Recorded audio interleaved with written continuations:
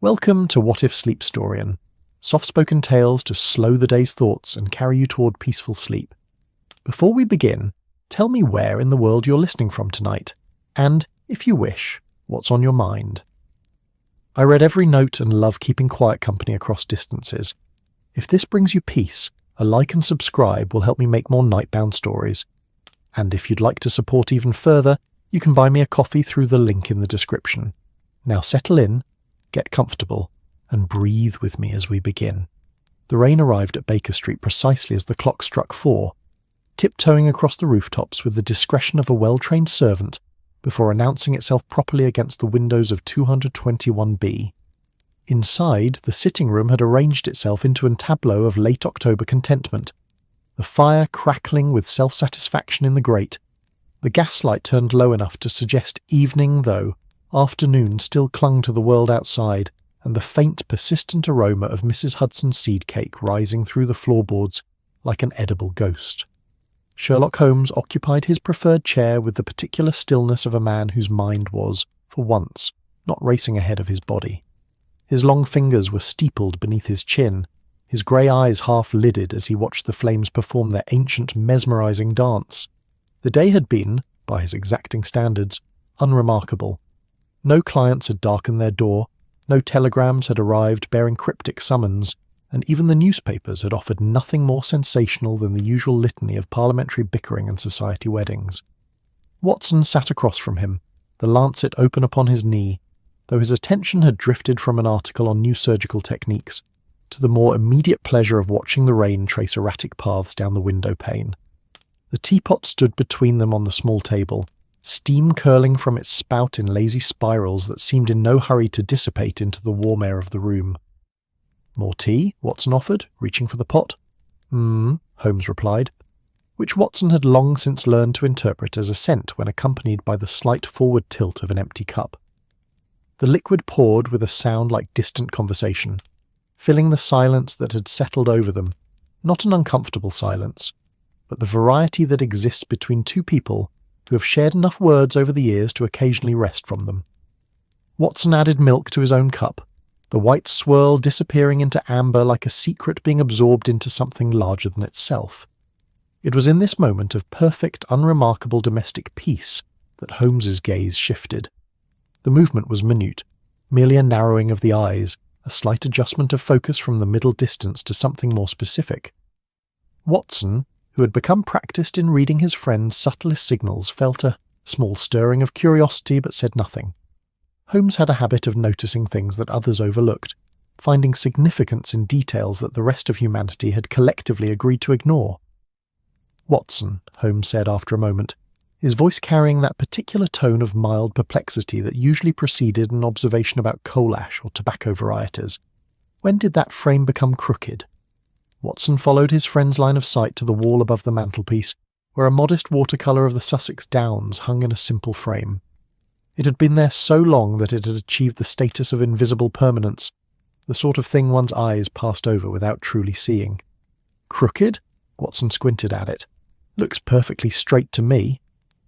"The left side is approximately 1 degree lower than the right," Holmes replied, rising from his chair with the fluid grace of a cat who has spotted something worth investigating. "I am certain it was level this morning." "Perhaps Mrs. Hudson dusted," Watson suggested, though he knew even as he spoke that their long-suffering landlady approached the mantelpiece with the reverence usually reserved for religious altars, having long since learned that any disturbance of Holmes's carefully arranged chaos could result in cryptic complaints about the precise positioning of his pipes. Holmes crossed to the mantelpiece in 3 long strides, his dressing gown, a deep burgundy affair that made him look vaguely ecclesiastical in the firelight, swirling behind him. He stood before the painting, his head tilted at an angle that precisely mirrored the frame's alleged tilt, as if attempting to achieve some sort of geometric sympathy with it. "No," he murmured, more to himself than to Watson.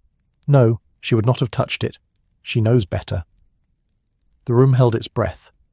Outside, the rain intensified its efforts against the windows, and somewhere in the street below a hansom cab clattered past, its wheels throwing up spray that hissed against the cobblestones.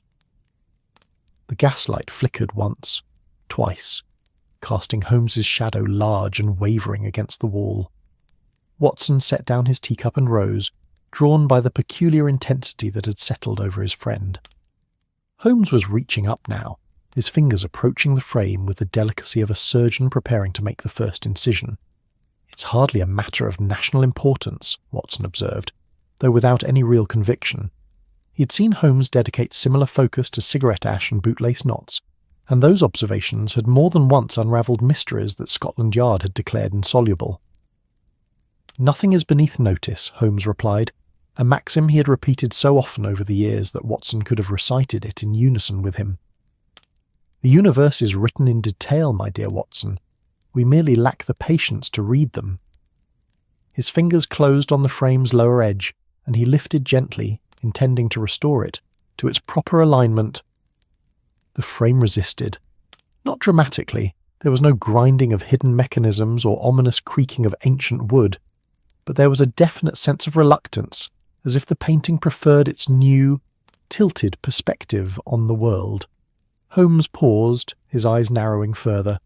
Watson could almost hear the machinery of his friend's mind engaging, wheels turning within wheels as hypotheses formed and were discarded in rapid succession.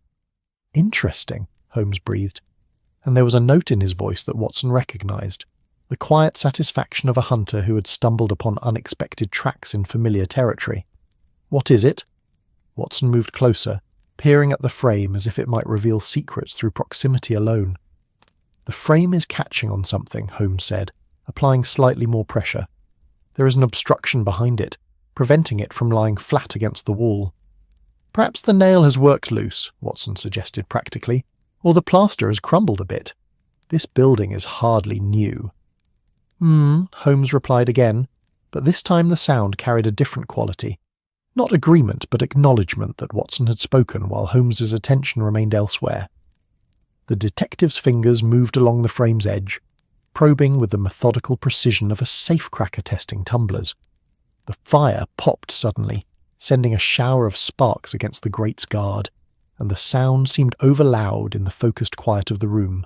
Then, with a small click that seemed to echo far beyond its actual volume, something gave way.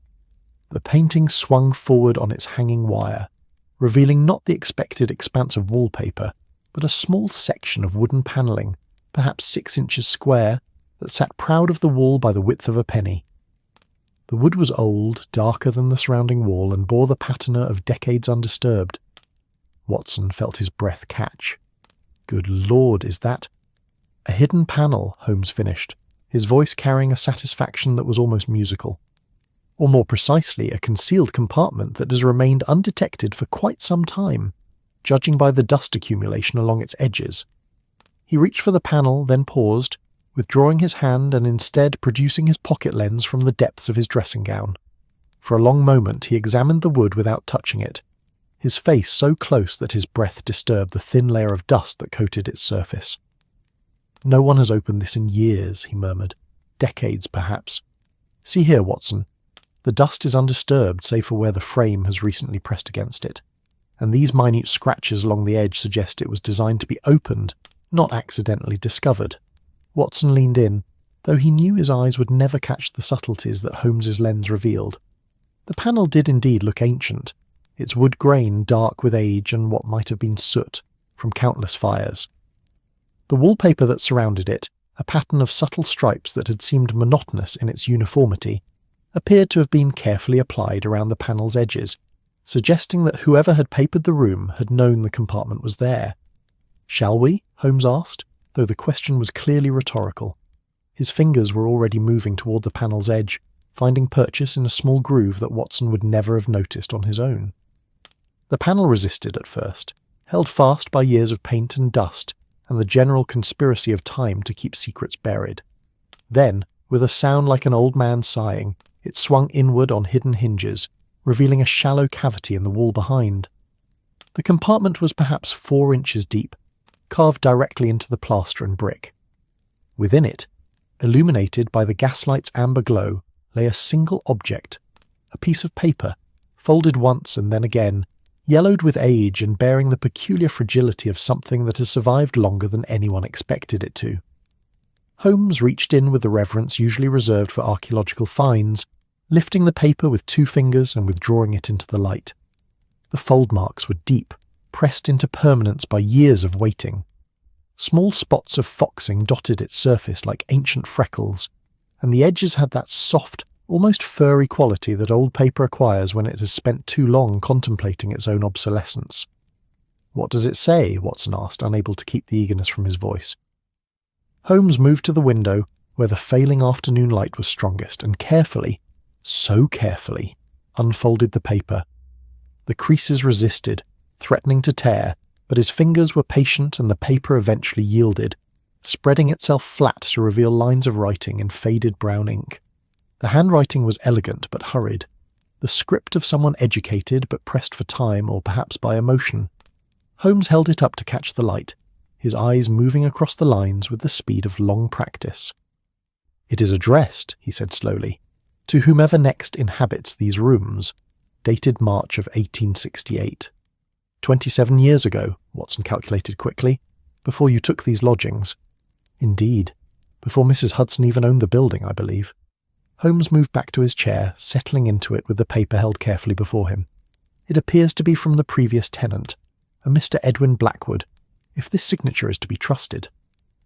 Watson resumed his own seat, his tea forgotten and cooling. Outside, the rain had settled into a steady rhythm, and the street below had emptied of all but the most determined travellers. The room seemed to draw in upon itself, becoming smaller and more intimate, as if the walls themselves were leaning closer to listen. "What did he write?" Watson prompted when Holmes fell silent reading. Holmes looked up, and there was something in his expression that Watson could not quite identify.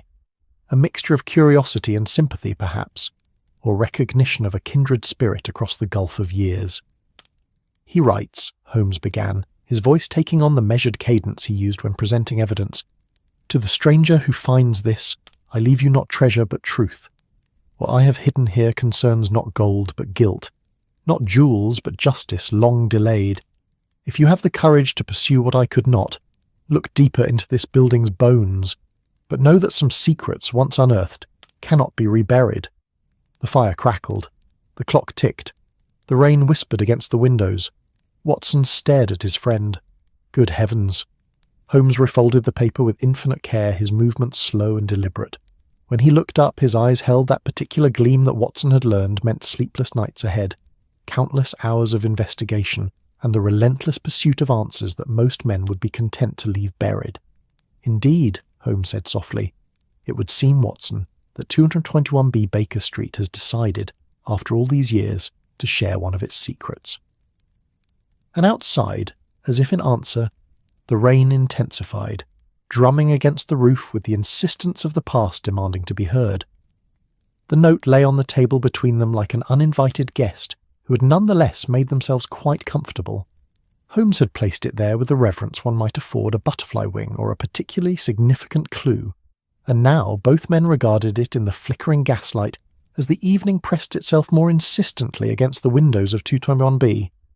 Watson had relit his pipe, a small ritual of comfort when confronted with the unusual, and the sweet smoke curled upward to join the general haze that perpetually inhabited the upper regions of their sitting-room. Holmes, for his part, had retrieved his magnifying glass and was conducting what appeared to be his third examination of the paper's surface, peering at it with the intensity of a scholar attempting to decipher hieroglyphics by candlelight in some distant tomb. "The ink is oak gall," Holmes murmured, more to himself than to Watson. "Common enough in the 1860s, though already being supplanted by aniline dyes by the time this was written. The paper is of good quality, not the sort a clerk or tradesman would use for ordinary correspondence, but neither is it the heavy linen stock favoured by the aristocracy." "So our Mr. Blackwood was neither poor nor excessively wealthy," Watson observed, drawing on his pipe. "A reasonable middle station, yes. Professional class, most likely. The handwriting suggests education. Note the confident strokes, the slight flourish on the capital letters. This is a man who was taught proper penmanship and took pride in it, though he wrote this particular missive in some haste." Holmes indicated a spot where the ink had blotted slightly. "See here." His hand trembled, either from cold, from age, or from emotion. The rain had settled into the steady, patient rhythm that suggested it planned to continue through the night, and possibly into the next week. London rain possessed that quality of timelessness, as if it had been falling since the city's founding and would continue long after its eventual decline. The sound against the windows created a sort of auditory curtain, separating the room from the world beyond and making the space feel even more intimate, more like a ship at sea than rooms in the heart of a teeming metropolis. Watson rose and moved to the window, looking down at Baker Street below. The street lamps had been lit, their gas flames creating pools of amber light that the rain sliced through in silver streaks. A constable walked past, his cape dark with water, and a four-wheeler splashed through a puddle that had collected where the cobblestones dipped near the corner. The everyday machinery of London continued its operations, oblivious to the small mystery unfolding in the rooms above. "What do you suppose he meant by, 'this building's bones'?" Watson asked, turning back to Holmes. "Do you think there's something else hidden in these walls?" Holmes set down his lens and leaned back in his chair, steepling his fingers beneath his chin in his characteristic pose of contemplation. The firelight painted shadows across his aquiline features, making him look rather like a Gothic painting of a medieval alchemist pondering the secrets of base metals. "The phrase is deliberately ambiguous," he replied. "It could be literal, something concealed within the actual structure of the building. Or it could be metaphorical, some dark history associated with 221B itself. Without more information, we are merely speculating, and speculation, as you know, is a poor substitute for data." "Then we need more data," Watson said practically. "Where do we begin?" A smile played at the corners of Holmes's mouth, the expression of a chess player who has just seen an interesting opening present itself. "We begin, as all good investigations must, with the victim, or in this case with the author of our mysterious note, Edwin Blackwood, resident of these rooms in March of 1868. We must learn who he was, what he did, and why he felt compelled to leave a message for whoever might follow him." "Mrs. Hudson might know something," Watson suggested. "How long has she owned the building?" "Since 1878, I believe. She would have acquired it a full decade after Blackwood wrote his note. But she might have records from the previous owner, or at least some knowledge of the building's history." Holmes rose with sudden energy. The lethargy of the afternoon completely evaporated. "However, it is now past 6 o'clock, and our landlady will be occupied with her evening meal. We shall speak with her in the morning." He moved to the mantelpiece where the painting still hung askew, the hidden panel gaping open behind it like a small dark mouth. For a long moment he simply stood there, one hand resting on the wooden shelf, his eyes fixed on the cavity in the wall. "Strange," he murmured, "to think that this has been here all along. How many times have we sat in these rooms, Watson? How many cases have we discussed? How many theories debated? How many pipes smoked? All while this little secret waited patiently behind that frame." There was something almost melancholy in his tone, a quality that Watson recognised but rarely heard. Holmes was not a man given to sentiment, yet he possessed a certain appreciation for the poetic aspects of their work, the way mysteries connected past and present, the manner in which long-buried truths had surfacing when least expected. "Every building in London holds secrets," Watson offered. "This city is layered with them, like sedimentary rock. Each generation leaves its mark, its mysteries, its ghosts." "Quite so. And we, in our turn, are merely the latest tenants, adding our own layer to the accumulation." Holmes reached up and carefully closed the panel, pressing it flush against the wall. It seated itself with a soft click, disappearing once more into anonymity. He then adjusted the painting, levelling it with precise care. There, as it was, before curiosity and a crooked frame revealed what was meant to remain hidden. Watson watched this small ritual with interest. "Are you having second thoughts? Shall we simply leave Mr. Blackwood's message unread, return it to its hiding place?" "No," Holmes said, with more firmness than Watson had expected. "No, I think not. He wrote it to be found, after all. To whomever next inhabits these rooms, that would be us. He has, in a sense, reached across nearly 3 decades to hand us this puzzle. It would be rather rude to refuse it." He returned to his chair and retrieved the note, holding it up to the light once more.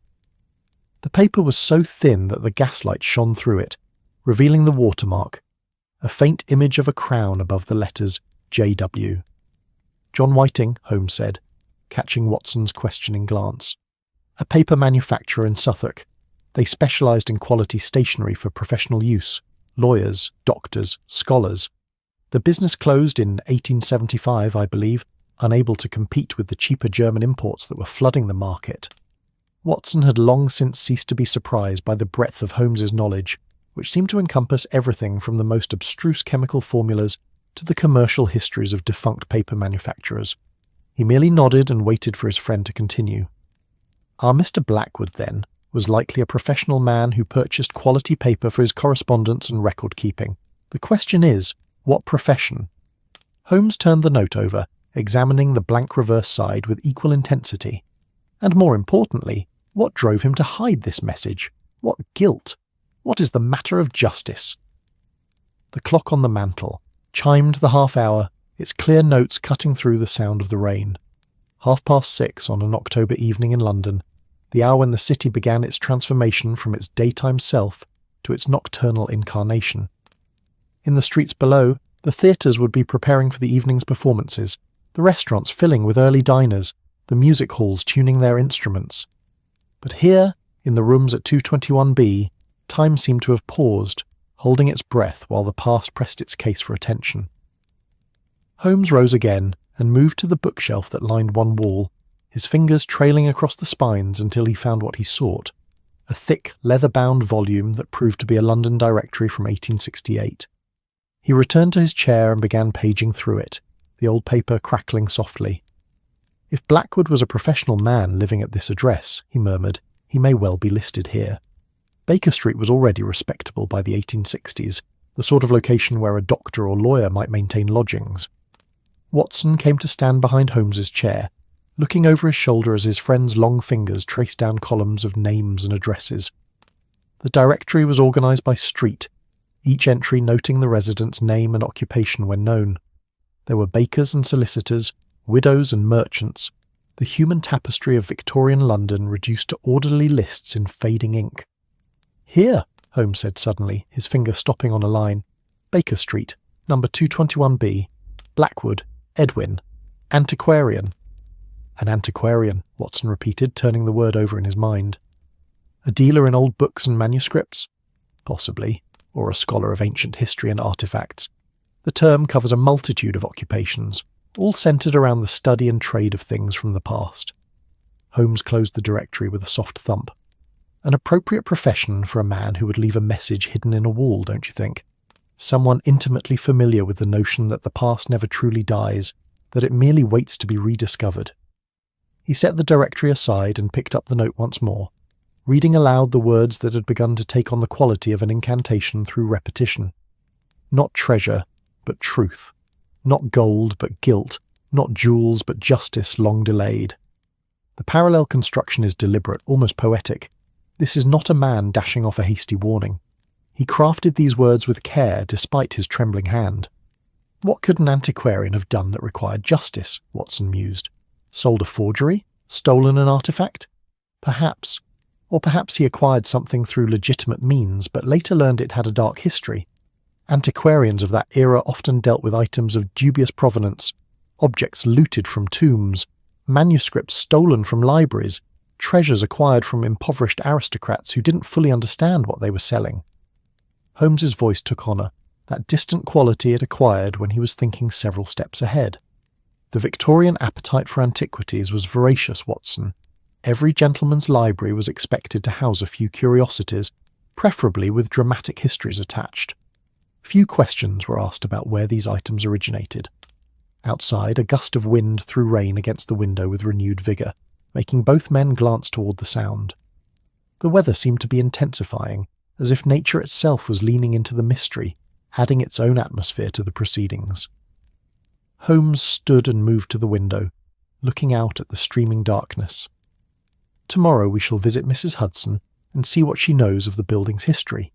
And then, I think, a trip to Somerset House to examine any records that might exist regarding our Mr. Blackwood. Death certificates, property transfers, anything that might illuminate who he was and what became of him. "You think he's dead then?" Watson asked. "He wrote this note 27 years ago, Watson. He would be elderly by now at the very least, and the tone of the message suggests a man preparing for the end of something, whether his life, his time in these rooms, or his ability to act on whatever knowledge burdened him." Holmes turned from the window, his face half in shadow. But alive or dead, he has left us a puzzle. And you know my feelings about unsolved puzzles. Watson did indeed know. He had watched Holmes pursue solutions with a tenacity that bordered on obsession, and had seen him go days without sleep when a particularly knotty problem presented itself. The note from Edwin Blackwood would not be filed away and forgotten. It would haunt Holmes until he had unravelled whatever mystery it concealed. The detective returned to his chair and took up his violin from where it leaned against the side table. He did not play, merely held it, his fingers absently finding positions on the neck while his mind worked through the problem. This was a familiar sight to Watson. Holmes using the physical connection to the instrument as a sort of anchor, while his thoughts ranged far afield. An antiquarian named Blackwood, Holmes said softly almost to himself, living in these rooms in 1868, writing of guilt and justice. What did you find, Mr. Blackwood? What burden did you carry that required you to hide your confession in a wall? The fire had burned down to glowing embers, and Watson added another log, watching sparks spiral upward like small golden birds attempting escape. The new wood caught quickly, sending fresh light and warmth into the room. "We should have dinner," Watson said practically, though he knew Holmes would likely forget to eat, lost as he was in the new puzzle. "Mrs. Hudson will have something prepared." Holmes replied. The sound Watson had learned meant his friend was only partially present, his attention elsewhere. Watson smiled slightly and moved to ring for their landlady. The note could wait until morning. The mystery, whatever it proved to be, had already waited 27 years. Another few hours would make little difference. But as he pulled the bell cord, Watson found himself glancing back at the mantelpiece, at the painting that now hung perfectly straight, concealing once more the little cavity that had held its secret for so long, and he wondered, not for the first time, what other mysteries the walls of 221B might contain, what other messages might be waiting in the building's bones for someone curious enough to look. Outside, the rain continued its ancient song, and London settled into the deep blue of evening, holding close its countless secrets. Morning arrived at Baker Street with the hesitant quality of a guest uncertain of their welcome. The rain had finally exhausted itself sometime in the small hours, leaving behind a city washed clean and gleaming, the cobblestones reflecting the pale sky like mirrors laid flat upon the earth. The air carried that peculiar freshness that follows a thorough soaking, mingled with the ever-present undertones of coal smoke and horse traffic that formed London's signature perfume. Watson woke to find Holmes already dressed and standing at the window, teacup in hand, watching the street below with the focused attention of a naturalist observing a particularly interesting species in its habitat. The detective had eschewed his dressing gown for proper attire, dark trousers, waistcoat and jacket, which suggested he intended to venture forth into the world rather than spend the day in contemplative recline. "You've been up for some time," Watson observed, not bothering to phrase it as a question. The teapot on the table was nearly empty, and Holmes had that particular air of coiled energy that indicated hours of wakeful thought. "Since 5, Holmes confirmed, not turning from the window. "I have been considering the problem of Edwin Blackwood and his hidden message. There are several avenues of inquiry open to us, and I have been attempting to determine which might prove most fruitful." Watson rose and poured himself the dregs of the tea, finding it lukewarm but serviceable. "You've made a list, I presume?" "Mental only. Lists on paper have a tendency to calcify one's thinking, to make the written steps seem inevitable when in fact investigation must remain fluid, adaptable." Holmes finally turned from the window, his grey eyes bright with purpose. "However, our first step is clear. We must speak with Mrs. Hudson." Their landlady, when summoned, arrived bearing fresh tea and a knowing expression. Mrs. Hudson had managed 221B Baker Street for enough years to have developed an almost supernatural ability to sense when her tenants were embarking on one of their investigations. She set the tray down with the careful precision of someone who had learned not to disturb whatever peculiar arrangements of evidence might be occupying the table. "Mr. Holmes, Dr. Watson," she said, folding, her hands before her. "I understand you've discovered something interesting in the wall." Holmes raised an eyebrow. "Your powers of observation rival my own, Mrs. Hudson. How did you deduce that?" A small smile played at the corners of her mouth. "The painting above the mantelpiece has been moved. I dust this room every Tuesday and Thursday, gentlemen, and I know the position of every item in it. When a frame that has hung in the same spot for 7 years is suddenly askew, I notice. 7 years, Holmes repeated. So the painting was here when I took these lodgings? It was here when I purchased the building, Mr. Holmes. The previous owner, Mr. Carlyle, sold me the property, said it was too much trouble to clear everything out and would I like to keep what was useful and dispose of the rest. Mrs. Hudson settled into the chair Watson had vacated, accepting the implicit invitation to join the discussion. I kept most of it. Good solid furniture and waste not, want not, as my mother used to say. Watson poured tea for their landlady, a small gesture of hospitality that seemed appropriate given they were, in essence, interviewing her about her own property. She accepted the cup with a nod of thanks. "What can you tell us about Mr. Carlyle?" Holmes asked, leaning forward slightly. "How long had he owned 221B? Mrs. Hudson considered, her eyes taking on the distant quality of someone consulting memory's archives. "He purchased it in 1870, I believe. Maybe 71. He was a financier of some sort. Always very well dressed, very proper. He lived elsewhere, in Belgravia, and maintained this as an investment property. Not uncommon in those days, respectable gentlemen buying up buildings in decent neighbourhoods and letting them out." "And before Carlyle," Holmes pressed, "do you know who owned the building in the 1860s? "That would have been old Mrs. Weatherby," Mrs. Hudson said with more certainty. "A widow lady. Her husband had been in trade, imports from India, I was told, tea and spices and such. When he died, she kept the building but let out most of the rooms. I needed the income, I suppose, though she was said to be quite comfortable." Holmes exchanged a glance with Watson, who recognised the small spark of satisfaction in his friend's eyes. They were establishing a chain, tracing the building's ownership backward through time toward the year 1868, when Edwin Blackwood had concealed his message. "This Mrs. Weatherby," Holmes continued, "would she have been the landlady when a Mr. Blackwood resided here, an antiquarian, according to the 1868 directory?" Mrs. Hudson's face brightened with recognition. "Blackwood? Yes, I've heard that name. Mr. Carlyle mentioned him once when he was showing me through the building before the sale. Said these rooms had been occupied by a scholar, a collector of old things, books and such." "Did Carlyle say anything else about him?" Watson interjected. "How long he'd lived here, or what became of him?"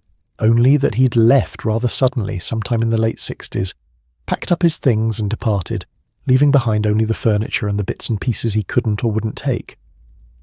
Mrs. Hudson sipped her tea thoughtfully. "Mr. Carlyle said he'd tried to track him down, to settle some matter of unpaid rent, but never found him. It was as if the man had simply vanished." The room fell quiet, save for the ticking of the clock and the distant sounds of Baker Street waking fully to the day. A milk cart rattled past outside, and somewhere a door slammed, the ordinary percussion of London life continuing regardless of mysteries buried in walls. Holmes rose and began to pace, a sure sign that his mind was processing information at speed. "So we have a man, Edwin Blackwood, who lived in these rooms until approximately 1868, when he departed suddenly, leaving behind a cryptic note hidden in the wall. He was an antiquarian, a dealer in or scholar of old objects, and he vanished so completely that even a determined creditor could not locate him." "Perhaps he died," Watson suggested. "That would explain both his sudden departure and the difficulty in finding him."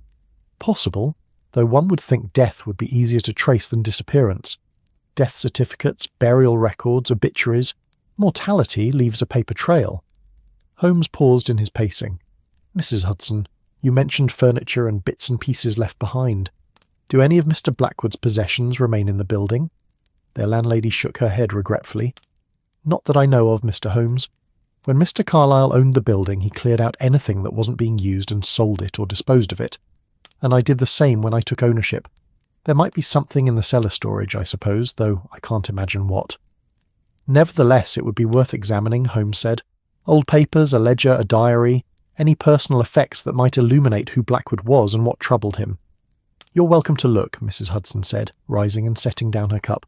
"The cellar is a bit dusty, mind you, and rather cluttered. I keep meaning to have it properly sorted, but you know how these things are.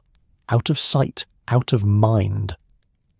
After their landlady departed, Holmes stood for a moment in contemplation, his fingers drumming against his thigh in an unconscious rhythm. "We shall examine the cellar this afternoon," he declared. "But first, I think a visit to Somerset House is in order. If Blackwood died in London, there will be a record of it." Somerset House, that grand edifice on the Strand that served as repository for the nation's vital records, was a 40-minute journey by hansom through streets that had fully awakened to Saturday's commercial bustle. The cab deposited them before the building's imposing facade, where pigeons congregated on the ledges like small feathered bureaucrats overseeing the comings and goings below. Inside, the building possessed that particular atmosphere of enforced quiet that characterizes institutions where important papers are kept. Their footsteps echoed on marble floors as they navigated corridors toward the General Register Office, where births, marriages, and deaths were recorded with the meticulous precision that Victorian administration demanded. The clerk who assisted them was a thin man with spectacles that magnified his eyes to an alarming degree, giving him the appearance of an intelligent but startled fish. He listened to Holmes's request with the patience of someone accustomed to dealing with genealogists and solicitors pursuing similar inquiries. "Blackwood Edwin," he repeated, writing the name in a ledger. "Death certificate, London area, approximate date 1868 to 1870. "Precisely," Holmes confirmed, "though we cannot be certain of the date. He may have lived longer, or indeed died elsewhere." The clerk nodded and disappeared into the depths of the registry, where row upon row of ledgers contained the recorded ends of London's inhabitants. Watson and Holmes waited in a small anteroom, seated on uncomfortable chairs that seemed designed to discourage prolonged visits. "If Blackwood did die in London," Watson mused, "and if his death was recorded, we should at least learn when and where, perhaps even the cause. Indeed, though I confess I am more interested in his life than his death, it is the living Blackwood who wrote that note, who carried his burden of guilt and spoke of justice long delayed." Holmes stared at the far wall without seeing it, his mind clearly elsewhere. "What does an antiquarian do, Watson, that might require justice? What crimes are committed in dusty shops filled with old books and ancient artefacts?" "Forgery?" Watson suggested. "Selling counterfeit antiquities to unsuspecting collectors?" "Possible, though the tone of the note suggests something weightier than mere commercial fraud. Justice long delayed. That phrase implies something more serious, something with victims who waited in vain for redress." The clerk returned after 20 minutes, bearing a large ledger which he opened on the counter between them. "I've found 3 Edward Blackwoods who died in London between 1868 and 1875, he reported, "though only one is listed with an occupation matching your description." Holmes leaned forward, his attention focused entirely on the page before him. Watson looked over his shoulder, reading the neat copperplate script that recorded a life's end with bureaucratic efficiency. "Blackwood Edwin James, died 4th of November 1868, age 47 years, occupation, antiquarian and dealer in manuscripts, address at time of death, 221B, Baker Street, cause of death, pneumonia, informant, Mrs. Agnes Weatherby, landlady." Holmes's finger traced the entry, absorbing every detail. "So he did die here, in our rooms, quite possibly in the very chair where I sat last night." Watson felt a small chill despite the warmth of the building. There was something unsettling about the notion that a man had died in the space they now inhabited, that his last breaths had been drawn in air they now breathed. "November 1868, Holmes continued. "He wrote the note in March of that year and died 8 months later. Time enough to have hoped someone might act on his message, but not enough time to see it through himself." "Pneumonia," Watson said, reading the cause of death with a physician's eye. "Not uncommon in London winters, particularly in someone already weakened by illness or age. 47 isn't terribly old, but if he was in poor health." Holmes asked the clerk to make a copy of the entry, which was provided with efficient dispatch. They emerged from Somerset House into afternoon light that had acquired the golden quality of autumn sun, slanting low across the Thames and painting the water in shades of amber and bronze. "So Blackwood died here," Watson said as they walked toward the Strand to find a cab. "He hid his note knowing he was dying, hoping someone would eventually find it and act on whatever information it contained. But what information? The note itself reveals nothing concrete." "Not yet," Holmes agreed. "But we now know when he died and that he lived until November, 8 months after writing his message. We know he was an antiquarian dealing in manuscripts, and we know he considered himself in possession of knowledge relating to guilt and justice." He paused to light a cigarette, the smoke curling upward to join the general haze of London's respiration. "The question now becomes, what manuscripts? What knowledge? and why did he feel unable to act on it himself? A hansom drew up at Holmes's gesture, and they climbed aboard for the return journey to Baker Street.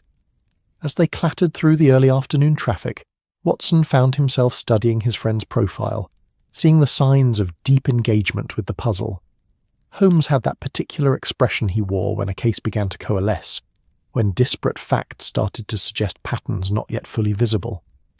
"We shall examine the cellar when we return," Holmes said, as much to himself as to Watson. "And then, I think, I must consult my indexes.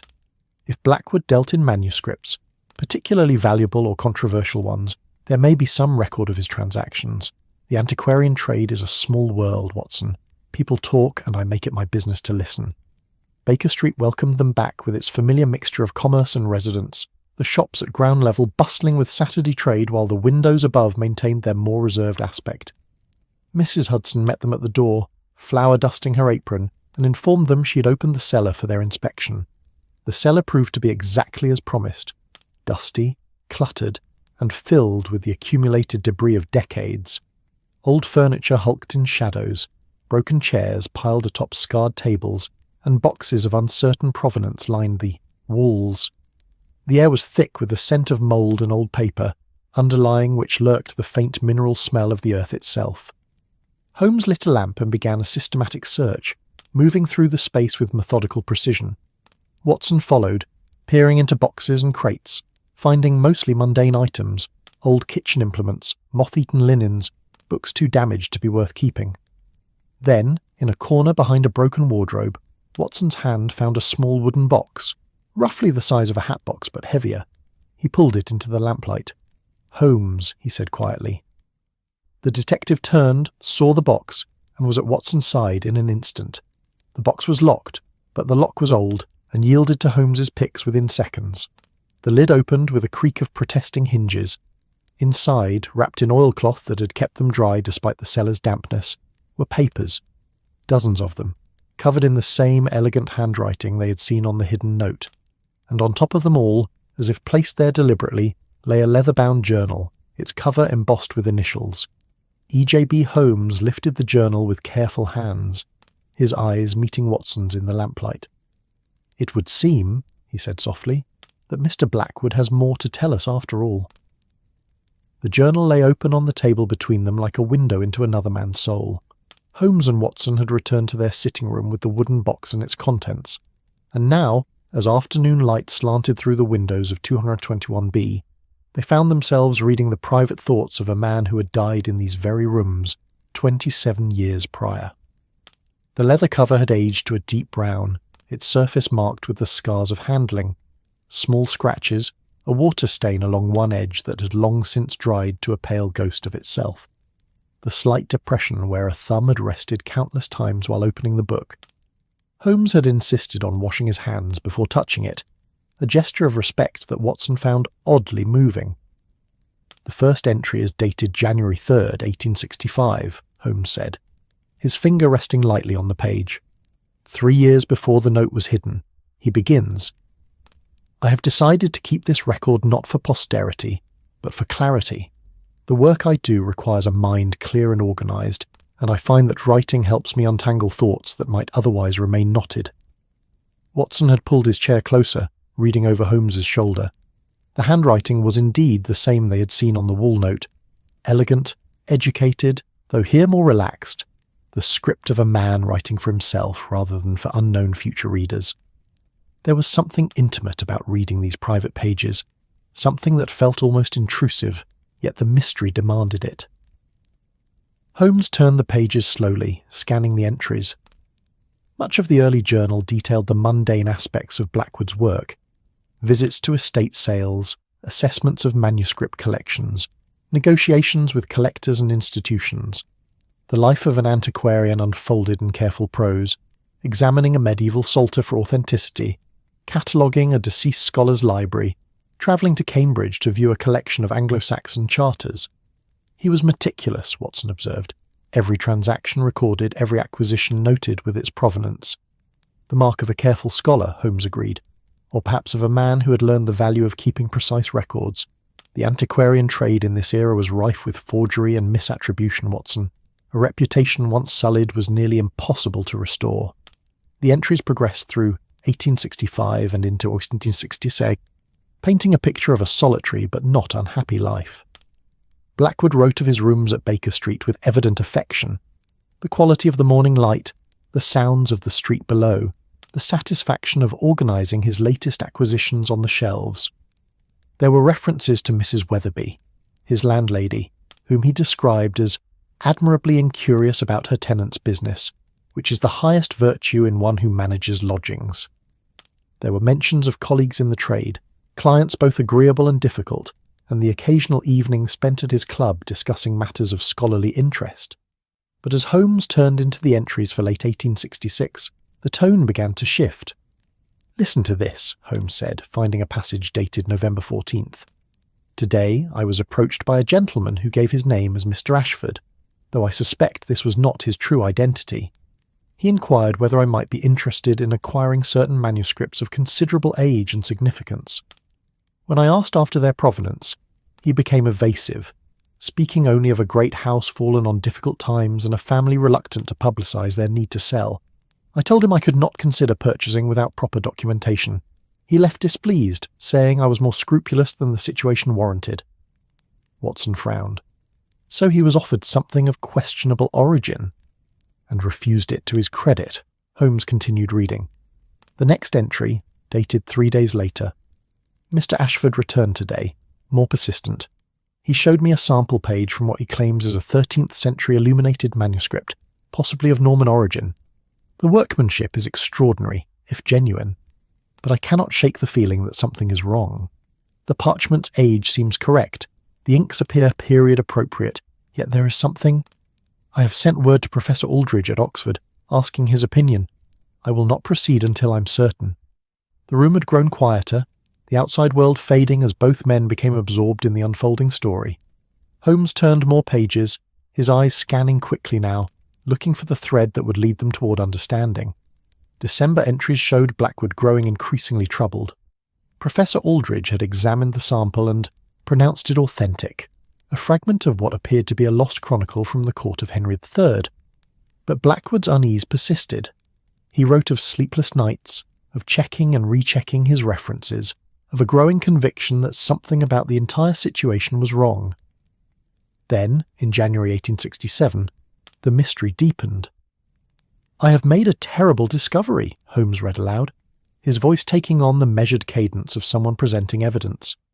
"While researching the possible origins of the manuscript Mr. Ashford wishes to sell, I came across a reference in an obscure antiquarian journal from 1844. It describes a theft from Durham Cathedral Library, a 13th century chronicle that had been housed there since the dissolution. The description matches exactly what Mr. Ashford showed me. The chronicle was never recovered, and the matter was quietly suppressed to avoid scandal." Watson drew in his breath sharply. So the manuscript was stolen, 23 years before Blackwood was approached. Indeed, and here, the next entry. "I have confronted Mr. Ashford with my findings. He denied nothing, merely smiled and said that objects stolen so long ago have passed beyond the reach of justice, that the cathedral has surely forgotten its loss, and that I would be doing the scholarly world a service by helping return such a treasure to circulation. He offered me a substantial commission, 20% of the sale price, which he estimates might reach 500 or more. I told him I would consider it." Holmes paused, looking up at Watson. "And now we see the trap closing. A substantial sum for a man of modest means, offered in exchange for setting aside his scruples." The afternoon light had shifted, moving across the floor as the sun progressed on its ancient arc. The fire needed tending, but neither man moved to see to it, too caught up in the story emerging from Blackwood's journal. Outside, Baker Street continued its Saturday rhythms. Voices calling, wheels turning, the great machine of London operating with its usual indifferent efficiency. Holmes continued through the journal, and the entries showed Blackwood wrestling with his conscience. He wrote of his initial refusal, then of Ashford's return visits, each time with more pressure, more inducement. The promised commission rose to 30%. Ashford hinted at other manuscripts that might become available, suggesting a lucrative ongoing relationship. He implied that other antiquarians were not so particular, that if Blackwood would not facilitate the sale, someone else certainly would. February 12, 1867, Holmes read. I have done something I will regret. I have agreed to authenticate the manuscript for potential buyers, though I have insisted I will not purchase it myself, nor claim it is anything other than what it is, a stolen work that should, in a just world, be returned to Durham. Ashford agreed to these terms, saying that honesty about its origins might even enhance its appeal to certain collectors who value the romance of a rescued treasure. I am uneasy with this arrangement, but I tell myself I am at least ensuring the manuscript's authenticity is properly established. This is sophistry, I know. I am participating in the theft's continuation, even if I refuse direct profit. Watson shook his head slowly. He knew it was wrong, but he did it anyway. The human capacity for self-justification is remarkable, Holmes observed. Watch how the entries progress. Through the spring and summer of 1867, Blackwood's journal detailed his authentication of the manuscript. He examined it thoroughly, consulted with other scholars under pretenses, and ultimately produced a document certifying its origin and age. The manuscript sold in August to a private collector in Scotland for $600. Blackwood received his commission, $180, more money than he typically earned in 6 months of legitimate trade. But the entries that followed showed a man increasingly haunted by what he had done. September 20th, 1867, Holmes read, his voice softer now. I cannot sleep. The money sits in my account untouched. I tell myself I will donate it to charity, return it somehow, but I do nothing. I am a thief, or worse. I am the enabler of thieves, the one who makes their crimes respectable through the application of scholarly credentials.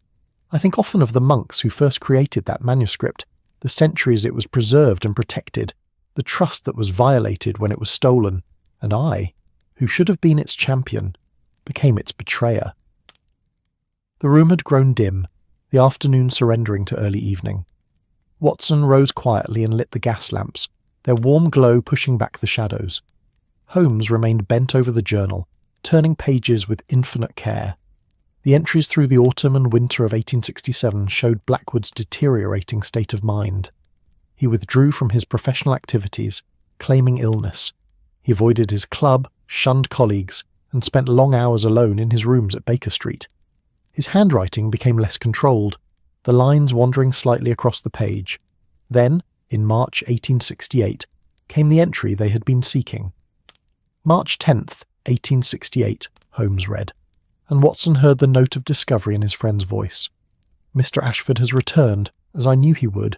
He has another manuscript to sell, this one even more valuable, a collection of letters said to be written by Eleanor of Aquitaine. Again, he is evasive about provenance. Again, he wants my authentication, and again I know I should refuse. But he has reminded me of my previous cooperation, suggesting that certain parties might be interested to learn of my involvement in the earlier sale. I am trapped. I have become what I most despised, a corrupt scholar, a man who will set aside truth for profit. I cannot do this again. I must not. And yet, I fear I lack the courage to refuse. Holmes turned the page.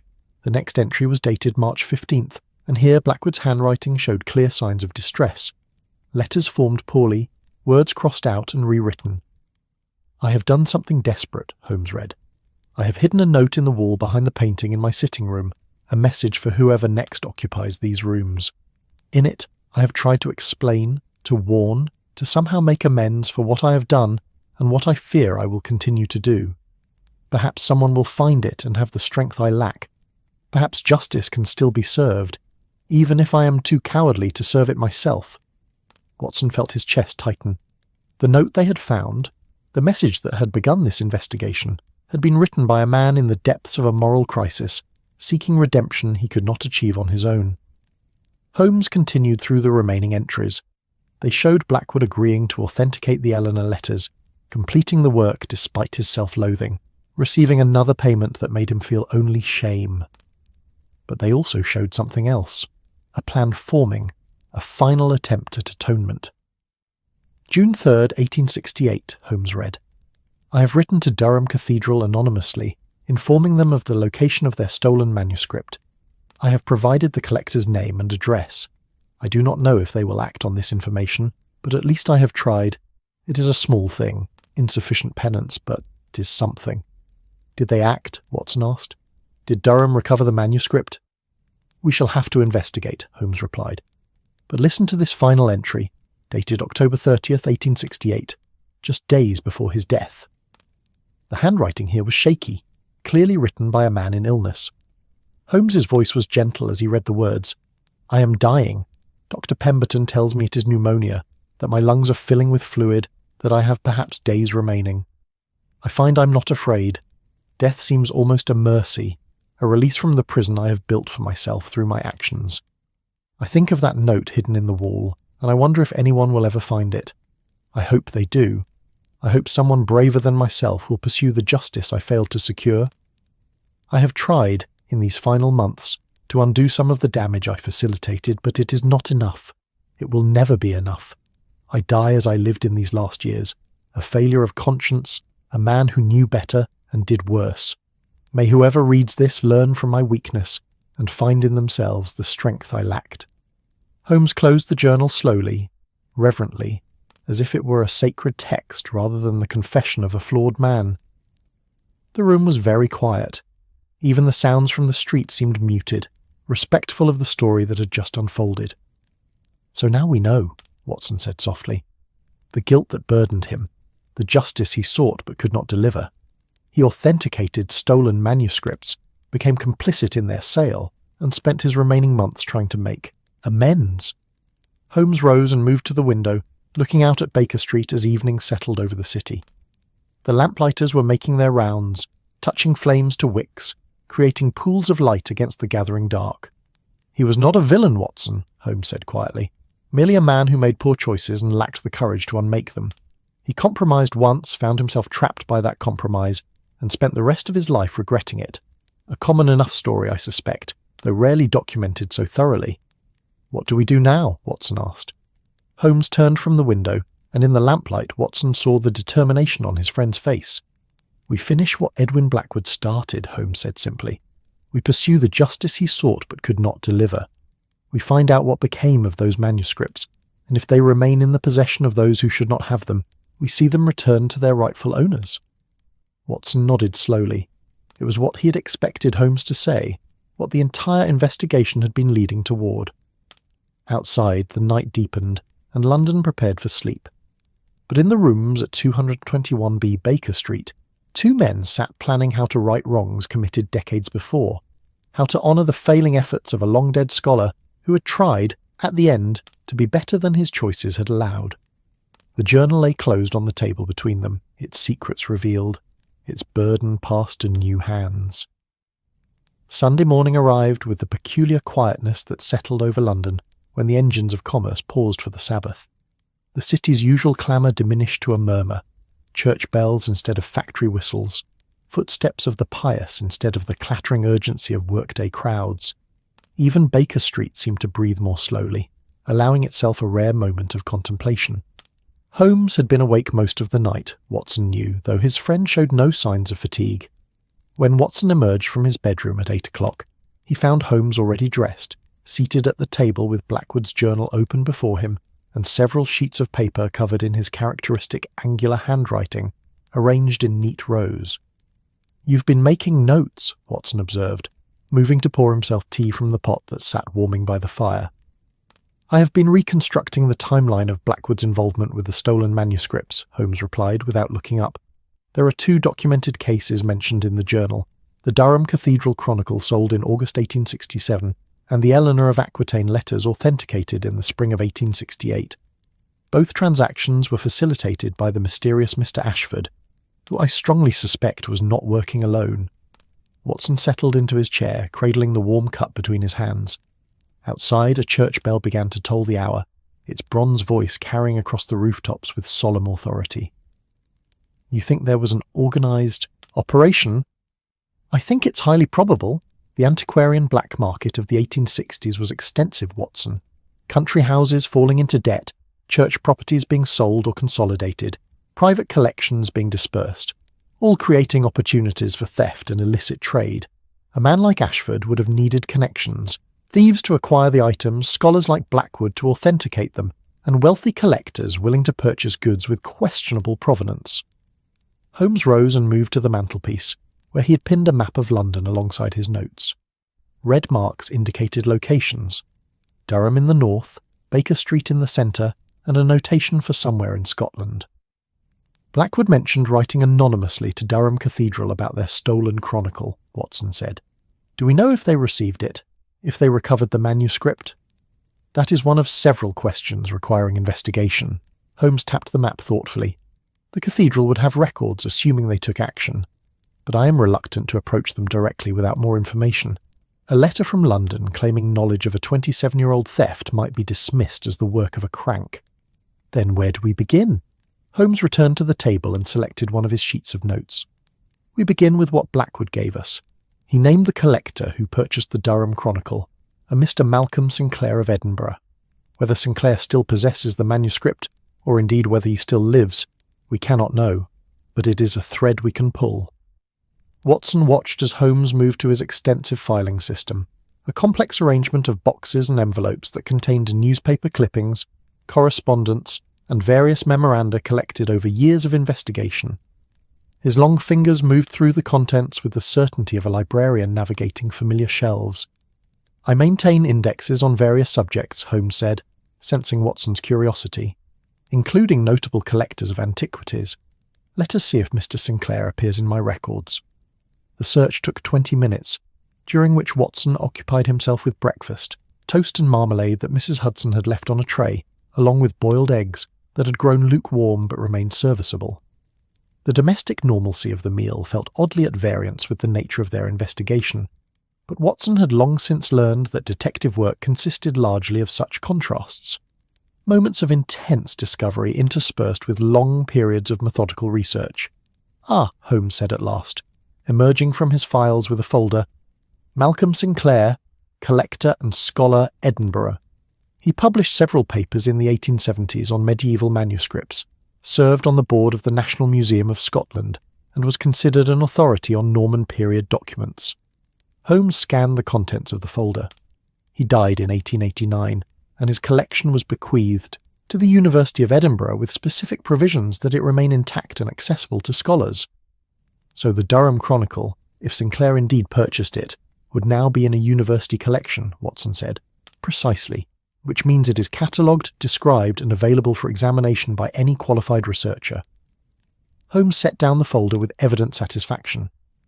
This simplifies matters considerably. We need merely confirm that the manuscript in question matches the description of the item stolen from Durham, and then contact the cathedral with proof of its location. Watson considered this. But if the manuscript has been in a university collection for 6 years, surely Durham would have discovered it by now. Someone would have recognised it. Not necessarily. The cathedral's loss occurred in 1844, 45 years ago. The original theft may have been incompletely documented, or the documentation may have been lost or forgotten. Institutional memory is imperfect, Watson, particularly in matters that reflect poorly on the institution's security. Holmes began to pace, his movements quick and energetic. Moreover, Sinclair may have registered the manuscript under a vague or misleading description. A 13th-century Norman chronicle could describe dozens of documents. Without seeing the actual item, one might not recognise it as Durham's missing treasure. The church bells had fallen silent, leaving in their wake a quietness that seemed almost tangible. Watson could hear Mrs. Hudson moving about downstairs, the soft sounds of Sunday preparations. The smell of roasting meat drifted up. She would be preparing their midday meal, maintaining the rhythms of domesticity regardless of the mysteries unfolding above. "What of the Eleanor letters?" Watson asked. "Blackwood authenticated them in the spring of 1868, but I don't recall him naming the purchaser." Holmes returned to the journal, flipping through pages until he found the relevant entry. No, he does not name the buyer. He merely notes that the authentication was completed and payment received.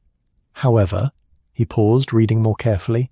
Here, in a later entry, he mentions that the letters have gone to a private collection in London to join others of their kind. A private collection, Watson, not a museum or university. Which makes them considerably harder to trace, Watson observed. Indeed, private collections are not catalogued publicly, and their owners are under no obligation to disclose their contents. Holmes set down the journal and steepled his fingers beneath his chin, assuming his familiar pose of deep thought.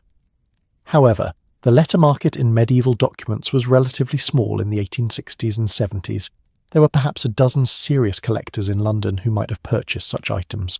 Some have since died, their collections dispersed. Others may still be active. Watson rose and moved to the window, looking down at Baker Street below. A family was walking past, dressed in Sunday best, the parents herding two small children toward whatever church claimed their devotion. The scene was perfectly ordinary, a tableau of respectable Victorian life, and Watson found himself thinking of Blackwood watching similar scenes from this same window, carrying his burden of guilt while the innocent world passed by below. "Holmes," Watson said slowly, "even if we locate these manuscripts and prove they were stolen, what then? The original thefts occurred decades ago. The thieves are likely dead or beyond reach. The current owners may have purchased in good faith, knowing nothing of the item's origins." Holmes was quiet for a moment, his grey eyes distant. "You raise valid points, Watson.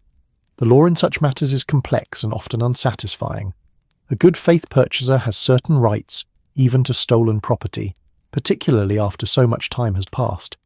We cannot simply demand the manuscripts be returned. Then what can we do?" "We can bring the truth to light," Holmes said simply. "We can inform Durham Cathedral and the other rightful owners that their property exists and where it may be found. We can provide them with evidence of the theft and authentication. What they choose to do with that information, whether to pursue legal remedy, negotiate for return, or simply update their records, becomes their decision, not ours." He rose and moved to stand beside Watson at the window. Blackwood sought justice, but justice takes many forms. Sometimes it is punishment for wrongdoing, sometimes it is restoration of what was lost, and sometimes, Watson, it is simply the acknowledgement of truth after years of concealment. We cannot undo what Blackwood did, nor can we fully repair the harm his actions facilitated. But we can honour his final attempt at atonement by completing the work he began. The words settled over the room like a benediction. Watson felt the rightness of it, the sense that they were engaged in something more than mere investigation. They were serving as executors of a dead man's conscience, carrying forward his incomplete redemption. "Very well," Watson said. "How do we proceed?" Holmes returned to the table and began sorting his notes into orderly piles. "First, we must verify that the Sinclair collection at the University of Edinburgh contains the Durham Chronicle. This will require correspondence with the university's librarian, requesting descriptions of their medieval manuscripts with particular attention to 13th century Norman documents.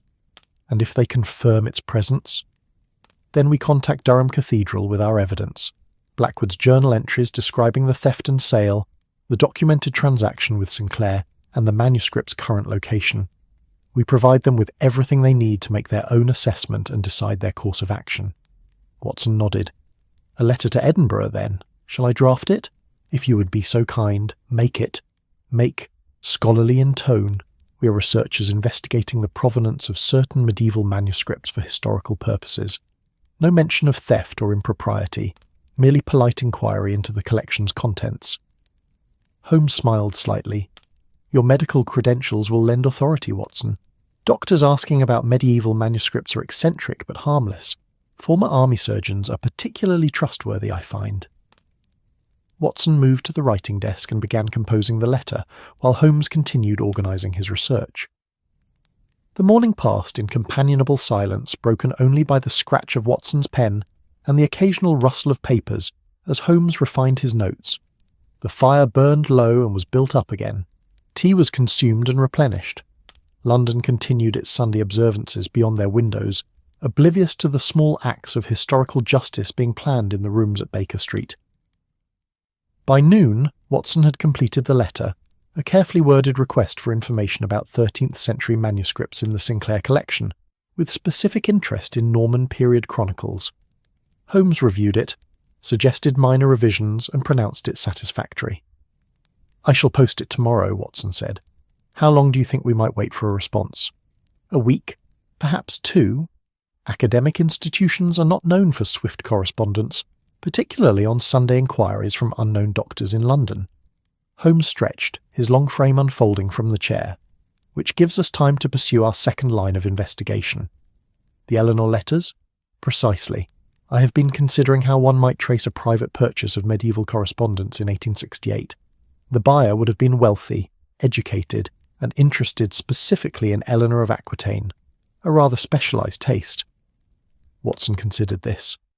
Someone with an existing collection of medieval materials, presumably. One doesn't suddenly decide to purchase 12th century letters without some prior interest in the period. Agreed, and likely someone with connections to the academic community, or at least to the antiquarian trade. They would need to have heard about the letter's availability, which suggests they moved in circles where such information circulated. Holmes began pacing again, his movements betraying excitement. I believe I shall pay a visit to Sotheby's tomorrow. Their auction house has handled medieval manuscripts for decades, and their specialists have remarkable memories for significant sales and collections. Will they speak with you? Surely their client's privacy. Their client's privacy is sacrosanct, yes. But I'm not asking them to reveal purchasers' names, merely to discuss the general market for Eleanor of Aquitaine materials in the late 1860s. What might such letters have sold for? Who were the known collectors of that period? What institutions might have been interested? Holmes waved a hand dismissively. I have assisted Sotheby's with authentication questions in the past. They are favourably disposed toward me. Mrs. Hudson's voice called from below, announcing that their Sunday dinner was ready. The smell of roast beef and Yorkshire pudding filled the stairwell, and Watson realised he was quite hungry despite his earlier toast. They descended to find the dining table laid with Mrs. Hudson's usual competence. The roast perfectly brown, potatoes golden, and vegetables cooked to the precise point between crisp and soft.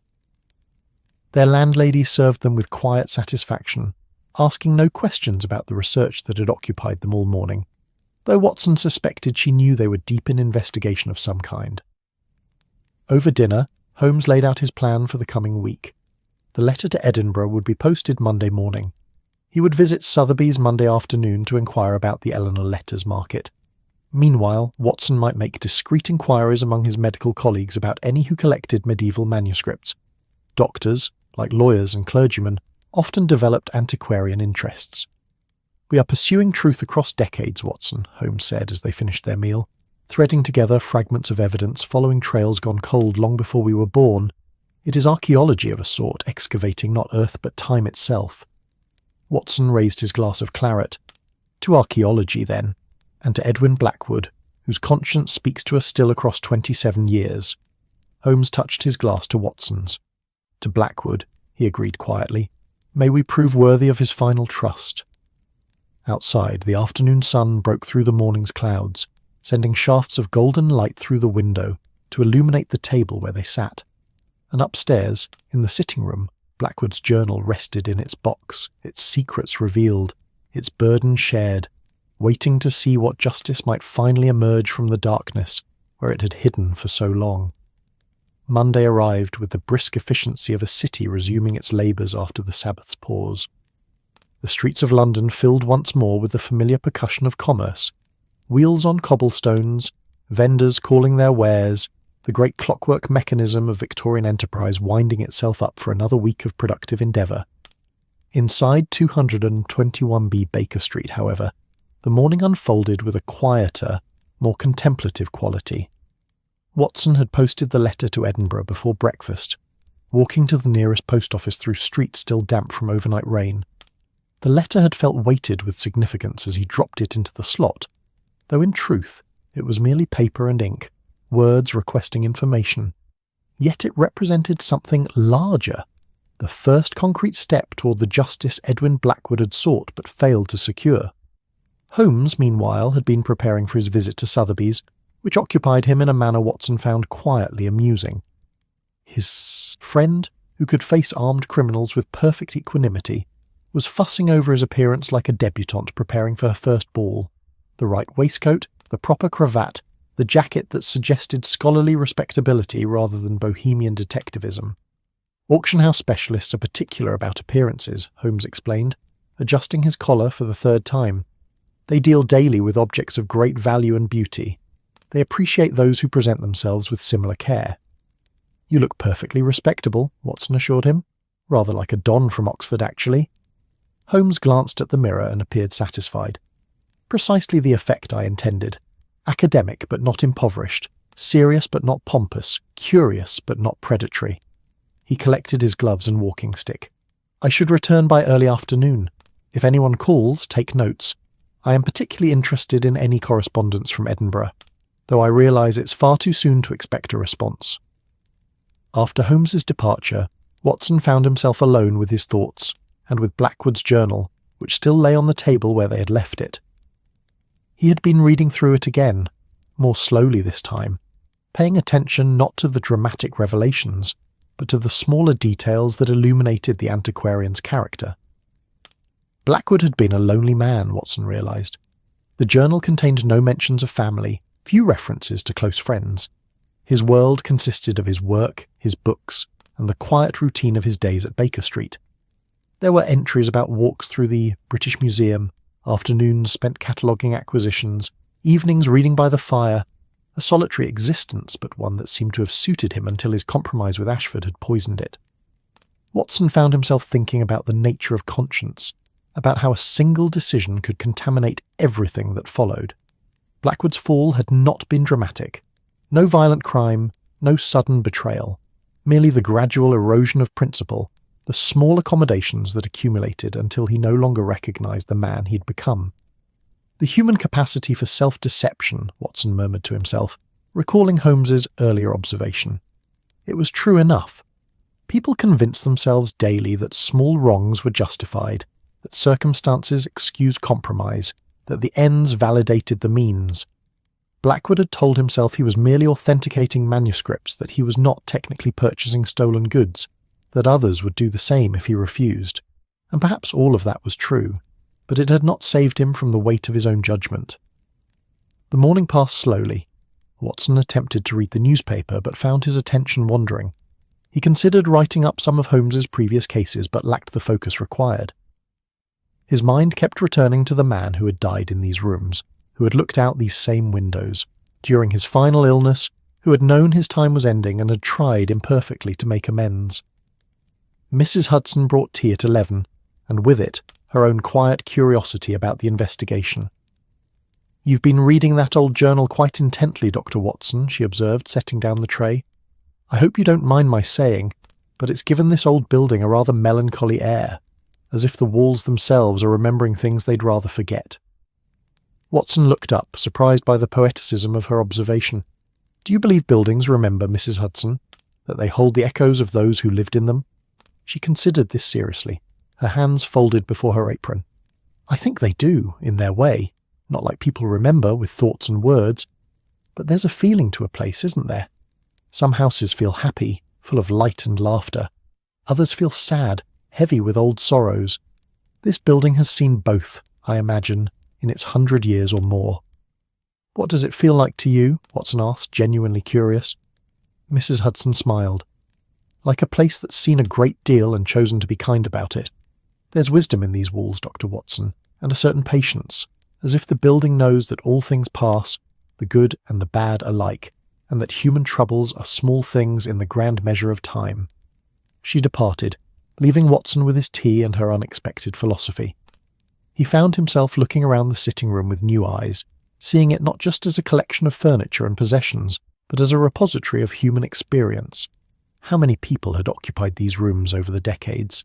How many lives had unfolded here, with their small triumphs and quiet failures, their moments of joy and periods of despair?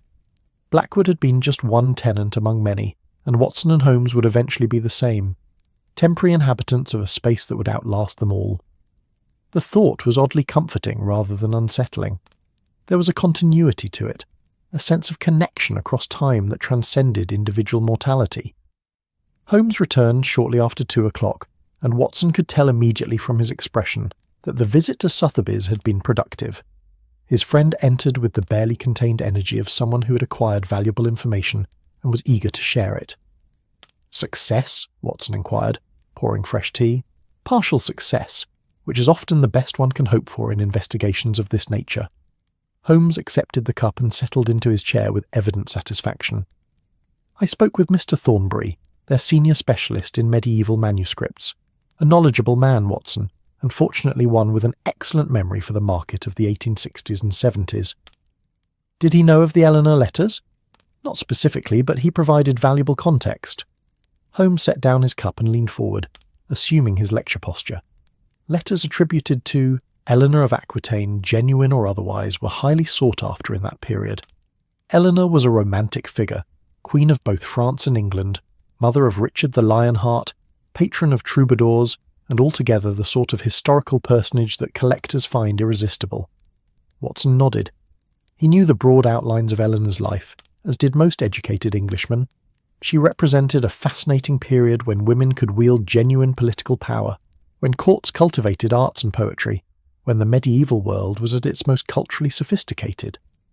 Thornbury confirmed that any letters bearing her name would have commanded substantial prices, Holmes continued, particularly if they were authenticated by a reputable scholar, which of course Blackwood's involvement would have ensured. The market for such items was concentrated among a relatively small group of collectors, wealthy individuals with specific interests in medieval history. Did he name any such collectors? Several, actually, but one name in particular caught my attention. Holmes paused for effect. Sir Charles Pemberton, Baronet, of Pemberton Hall in Hampshire. He was known as one of the foremost collectors of medieval correspondence in England during the 1860s and 70s. He purchased extensively at auction and through private sale, building a collection that was said to rival those of some museums. Watson felt a small jolt of recognition. Pemberton? Wasn't that the name of Blackwood's physician, the one mentioned in the journal entry about his final illness? Precisely so. Dr. William Pemberton treated Blackwood during his pneumonia, and Dr. William Pemberton was the younger brother of Sir Charles Pemberton, the collector.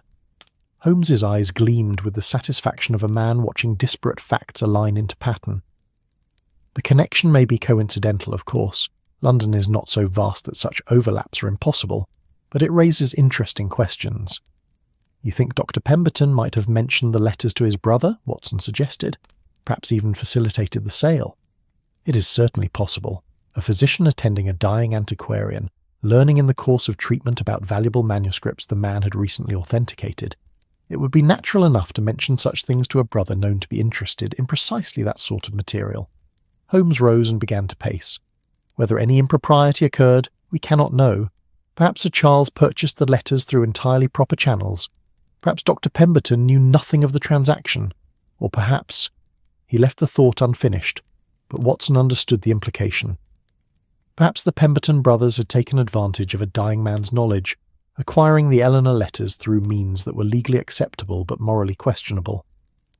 "Is Sir Charles Pemberton still alive?" Watson asked. "No. He died in 1883 and his estate passed to his son, the current baronet. However, Thornbury informed me that the Pemberton collection remained substantially intact, housed at Pemberton Hall and maintained as a private research library. Scholars may request access, though the family is reportedly selective about whom they admit." Watson considered this. Then the Eleanor letters, if Sir Charles did purchase them, would likely still be there, but proving they were stolen, proving anything improper about the transaction after all this time, would be exceedingly difficult, Holmes agreed. We have Blackwood's journal entries stating he authenticated the letters, that they were sold to a private London collection, and that he felt guilty about his involvement. We have the suspicious connection between the dying antiquarian and the collector's physician brother, but we have no direct evidence linking Sir Charles to the purchase, no documentation of the sale, no proof the letters were stolen in the first place. He returned to his chair, his energy momentarily deflated. Unlike the Durham Chronicle, which we can potentially trace through Sinclair's documented purchase and bequest to Edinburgh University, the Eleanor letters exist in evidentiary shadow. We suspect, but cannot prove.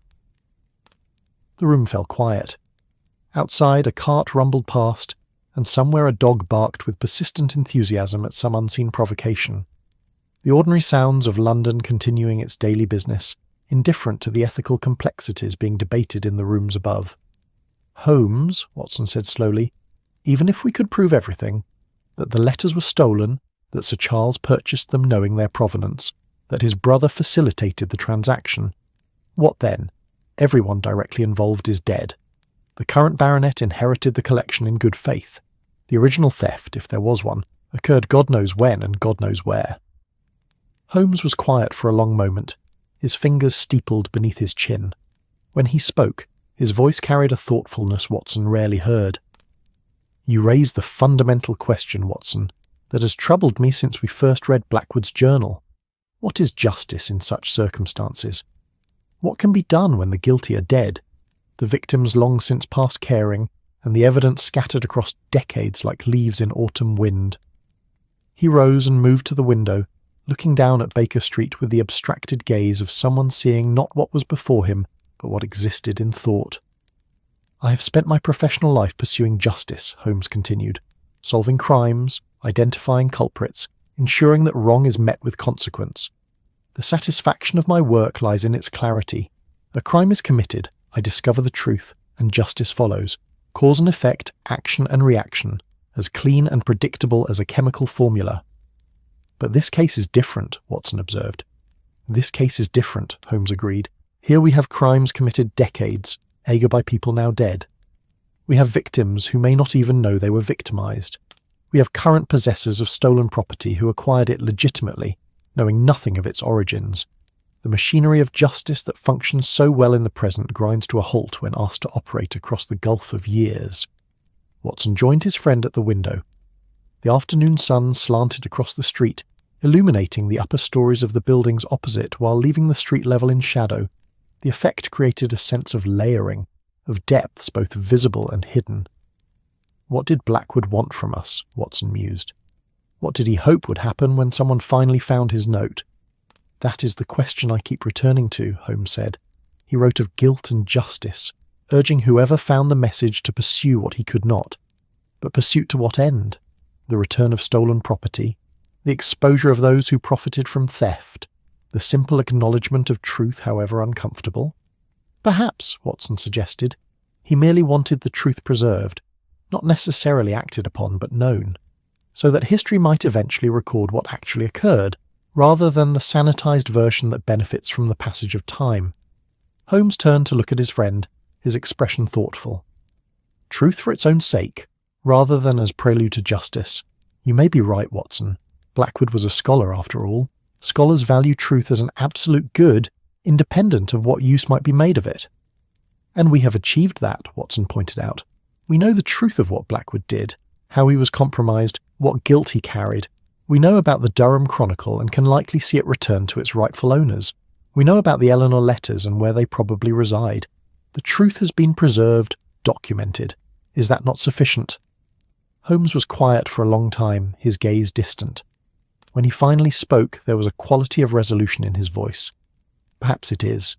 Perhaps justice, in cases such as this, consists not of punishment or restitution, but of bearing witness, of ensuring that what occurred is not forgotten, that those who made poor choices are not entirely absolved by the convenient grave, but neither are they condemned beyond what their own consciences already imposed."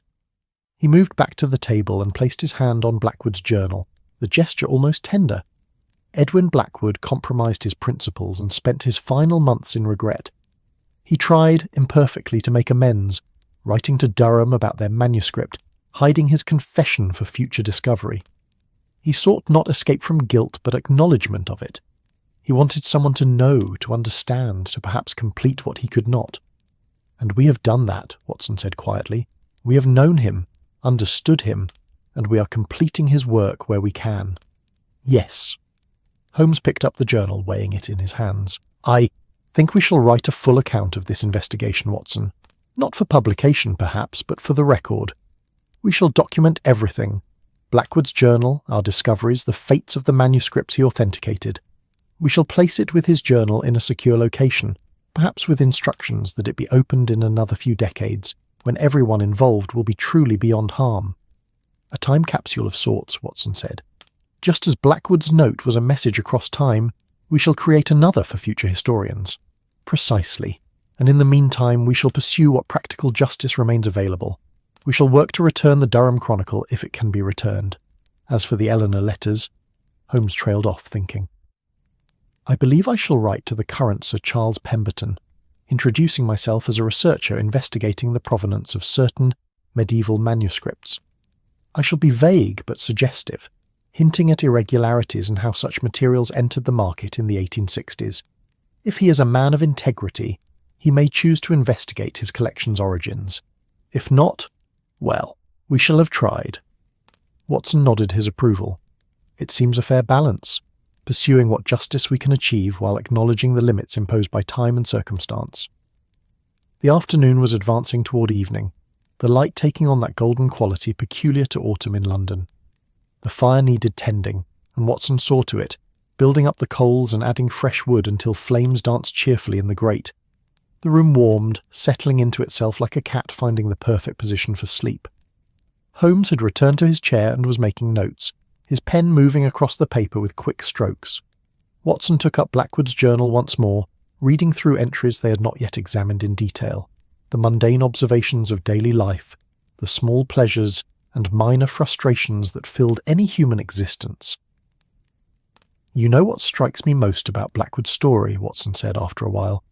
Holmes looked up from his writing. "What is that?" How ordinary it was.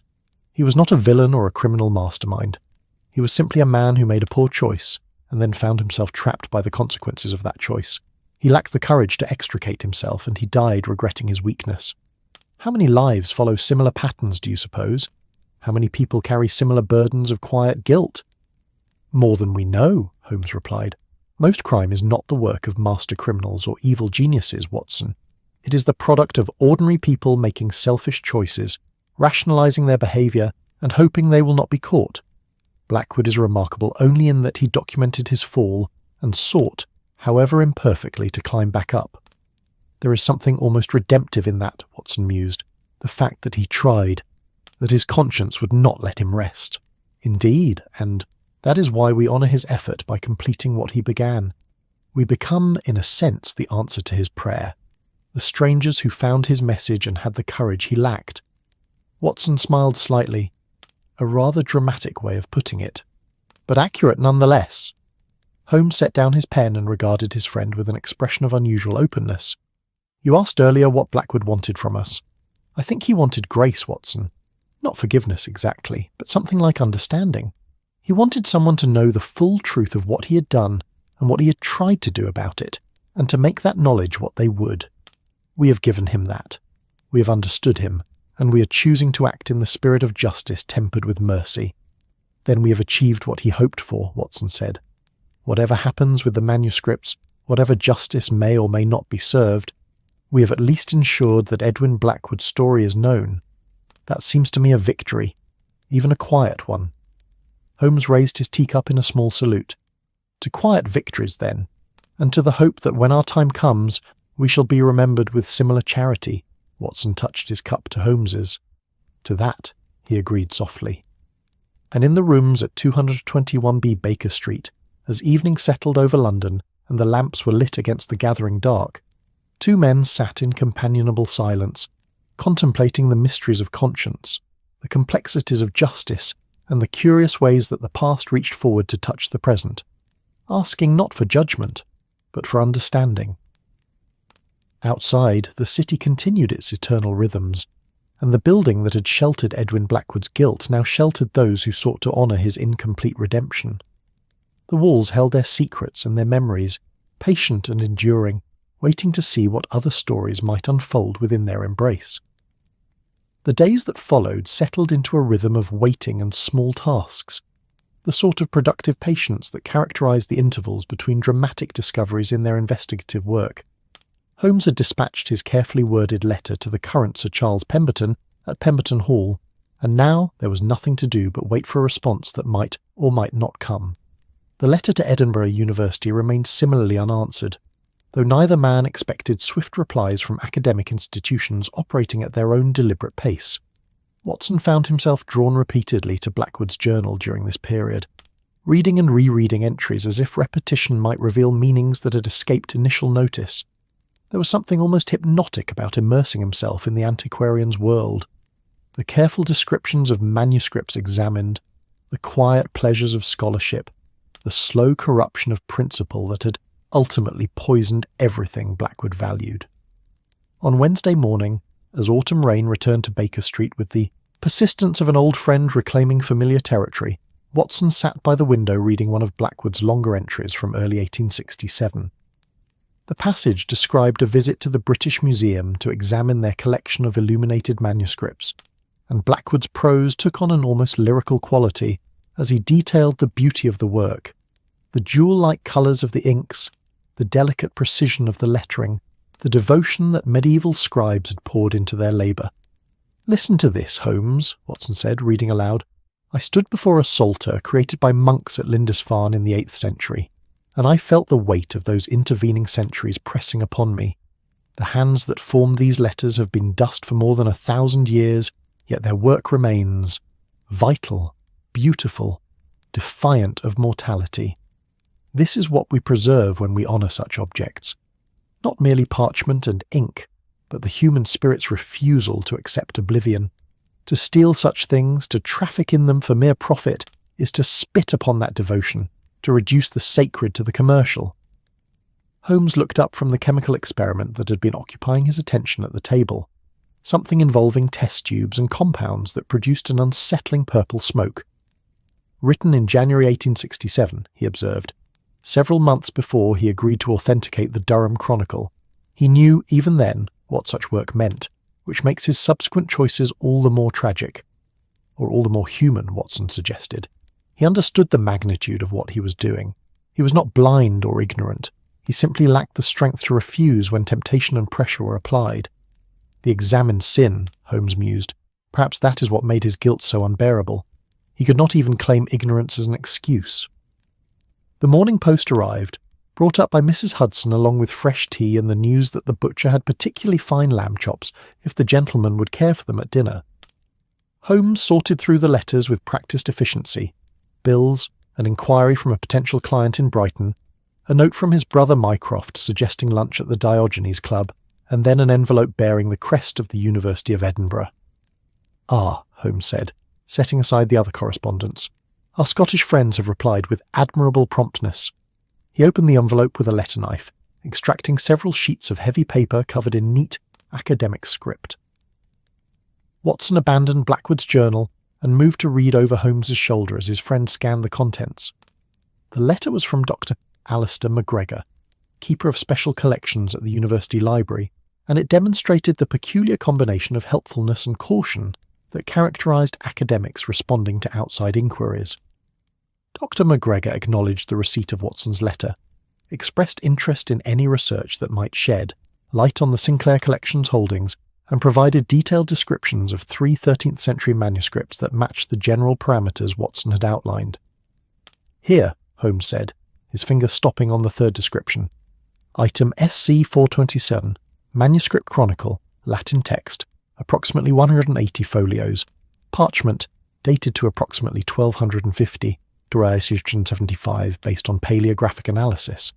Content appears to be a chronicle of the court of Henry III, with particular attention to Norman administrative practices. Provenance uncertain, acquired by Malcolm Sinclair in 1867 according to acquisition records, original source not documented.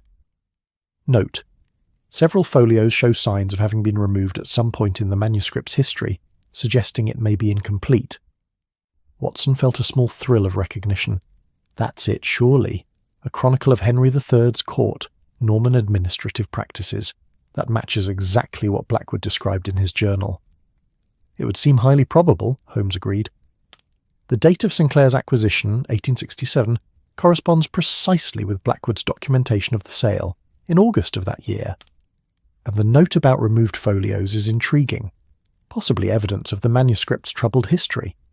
He continued reading Dr. McGregor's letter, which concluded with an invitation for serious researchers to examine the collection in person, subject to appropriate scholarly credentials and advance arrangement. Holmes set down the letter with an expression of quiet satisfaction. "We have found it, Watson. The Durham Chronicle, stolen in 1844, sold through Blackwood's authentication in 1867, now residing peacefully in a university library where scholars may consult it, entirely unaware of its origins." "So now we write to Durham Cathedral," Watson said. "Inform them of its location and let them decide what, if anything, they wish to do about it." "Precisely." Holmes rose and moved to his desk, pulling out fresh writing paper. "Though I think you should compose this letter as well, Watson. Your narrative gifts will serve us better than my more analytical style. We must be tactful, informing them of a theft that occurred 45 years ago, providing evidence from a dead man's journal, suggesting they might wish to investigate a manuscript now held by a respectable institution, It requires delicacy. Watson settled at the desk and began drafting, while Holmes returned to his chemical experiment, which had progressed to producing a smell reminiscent of burning rubber mixed with old fish. After 3 attempts and considerable revision, Watson produced a letter that struck the proper balance between information and tact. He addressed it to the Dean of Durham Cathedral, explained that he was a researcher investigating the history of medieval manuscript collections, and noted that his investigations had uncovered information suggesting a chronicle stolen from Durham in 1844 might now be identifiable as item SC 427 in the Sinclair collection at Edinburgh University. He included relevant excerpts from Blackwood's journal, enough to establish the chain of evidence without revealing every detail of the antiquarian's moral struggle. He concluded by expressing the hope that this information might prove useful in Durham's own historical records and offering to provide additional documentation should they desire it. "Well done," Holmes said, reviewing the finished letter. "Informative without being accusatory, detailed without overwhelming. They may choose to ignore it, of course, or to investigate and decide the matter is too complex to pursue after so much time, but we will have fulfilled our obligation to inform them. The rest becomes their decision." The letter was posted that afternoon, joining the others they had sent in pursuit of Blackwood's incomplete justice. And then, once again, there was nothing to do but wait. The days passed in that peculiar mixture of activity and stillness that characterized Baker Street when no pressing case demanded immediate attention. Holmes occupied himself with his chemical experiments, his violin, and the occasional consultation with Scotland Yard on matters that Watson gathered were either too trivial or too tedious to merit his own full attention. Watson caught up on his medical reading, wrote up notes on several of Holmes's previous cases, and spent considerable time simply sitting by the window watching London perform its daily theatre. On Friday afternoon, the second reply arrived, this one from Pemberton Hall in Hampshire, bearing a baronet's crest and written on heavy paper that spoke of old money and older tradition. Holmes opened it with visible curiosity, and Watson watched his friend's face as he read, seeing expressions flicker across those sharp features, surprise, interest, and something that might have been respected. "Well," Holmes said at length, "this is unexpected. What does he say?" Holmes read aloud. "Mr. Holmes, your letter regarding irregularities in the provenance of certain medieval manuscripts acquired in the 1860s has arrived at a fortuitous moment. I have recently undertaken a complete cataloguing and authentication of my father's collection, and your inquiry has prompted me to examine more closely several items whose acquisition records are, shall we say, less than comprehensive. I would welcome the opportunity to discuss this matter with you in person, as I suspect we may have information of mutual interest. Would you be amenable to visiting Pemberton Hall at your earliest convenience? I am at liberty most days, and can arrange accommodation if an overnight stay would be more practical than a day trip. Yours sincerely, Sir Charles Pemberton." Watson stared at his friend. He wants to discuss it? He's not offended or defensive. Apparently not. Rather, he seems to share our interest in establishing the truth. Holmes set down the letter, his expression thoughtful. "This suggests a man of integrity, Watson. He could have ignored our inquiry, dismissed it as the meddling of outsiders. Instead, he acknowledges the possibility of irregularities in his inherited collection and invites us to help him investigate. When shall we go?" "Tomorrow, I think. The investigation is reaching its natural conclusion, and I confess I'm curious to meet the current Sir Charles. Also, I would very much like to see whether the Eleanor letters are indeed part of the Pemberton collection, and if so, what can be learned about how they came to be there." The next morning found them at Waterloo Station, boarding a train for Hampshire through a grey dawn that promised rain but had not yet delivered on the threat. The journey took 2 hours through countryside that gradually transformed from London's suburban sprawl into proper agricultural land, fields marked by hedgerows, villages clustered around ancient churches, the occasional manor house visible in the distance among its protecting trees. Pemberton Hall announced itself long before they reached it, visible from the train as a substantial Elizabethan structure of warm brick and mullioned windows, set in parkland that rolled away in careful landscaping toward wooded hills beyond. A carriage met them at the station. Sir Charles had been informed of their arrival time and had sent transport, and they drove through the estate's main gates beneath an arch topped with the family crest. The house itself was magnificent without being ostentatious, its architecture speaking of wealth, accumulated over generations rather than sudden fortune. Ivy climbed one wall in neat profusion, and the windows gleamed with the peculiar clarity that comes from having been cleaned by generations of careful servants. Sir Charles Pemberton himself met them in the entrance hall, and Watson's first impression was of a man perhaps 40 years old, tall and lean, with the sort of weathered handsomeness that comes from active outdoor life. His grip was firm as he shook their hands, and his eyes, grey and direct, suggested intelligence and candour. "Mr. Holmes, Dr. Watson, welcome to Pemberton Hall. I hope your journey was pleasant." His accent was educated, but retained hints of the Hampshire countryside, suggesting a man comfortable with his roots despite his aristocratic station. "Very pleasant, thank you," Holmes replied, "and we are grateful for your invitation. Your willingness to discuss these matters is commendable." Sir Charles smiled slightly. "I suspect that compliment may be premature. You may find me less commendable once you learn what I have discovered in my father's collection. But come, let us take tea first, and then I shall show you what prompted me to respond to your letter with such alacrity." He led them through panelled corridors hung with portraits of Pemberton ancestors, into a comfortable library where a fire burned cheerfully, and tea had been laid out on a table by the windows. The room was lined floor to ceiling with books, and Watson's practised eye noted that they were arranged not merely for show, but for use. The spines showed wear, and scholarly journals were piled on various surfaces. Over tea, Sir Charles explained his situation. He had inherited the estate and collection 5 years earlier, upon his father's death in 1889. The elder Sir Charles had been, as Holmes's inquiries had already established, a passionate collector of medieval manuscripts and correspondence. "My father's enthusiasm sometimes exceeded his scruples," Sir Charles said with remarkable frankness. "I loved him, but I was not blind to his faults. He wanted to possess beautiful and historically significant objects, and he was not always particular about how those objects came into his possession. I discovered this gradually as I began properly cataloguing the collection after his death." "You found items of questionable provenance?" Holmes prompted gently. "I found items of no provenance whatsoever," Sir Charles corrected. "Manuscripts and letters acquired through private sale, with no documentation of their origins beyond the word of dealers and intermediaries. Some of these may have been acquired legitimately, of course, but others—" He set down his teacup with a small clink. "Your letter mentioned irregularities in 1860s acquisitions. That was the period of my father's most aggressive collecting. He had recently inherited money from a maternal uncle, and was determined to build a collection that would rival those of the great institutions." Watson found himself warming to the young baronet's honesty. It could not be easy to acknowledge one's father's ethical failings, particularly to strangers inquiring into old mysteries.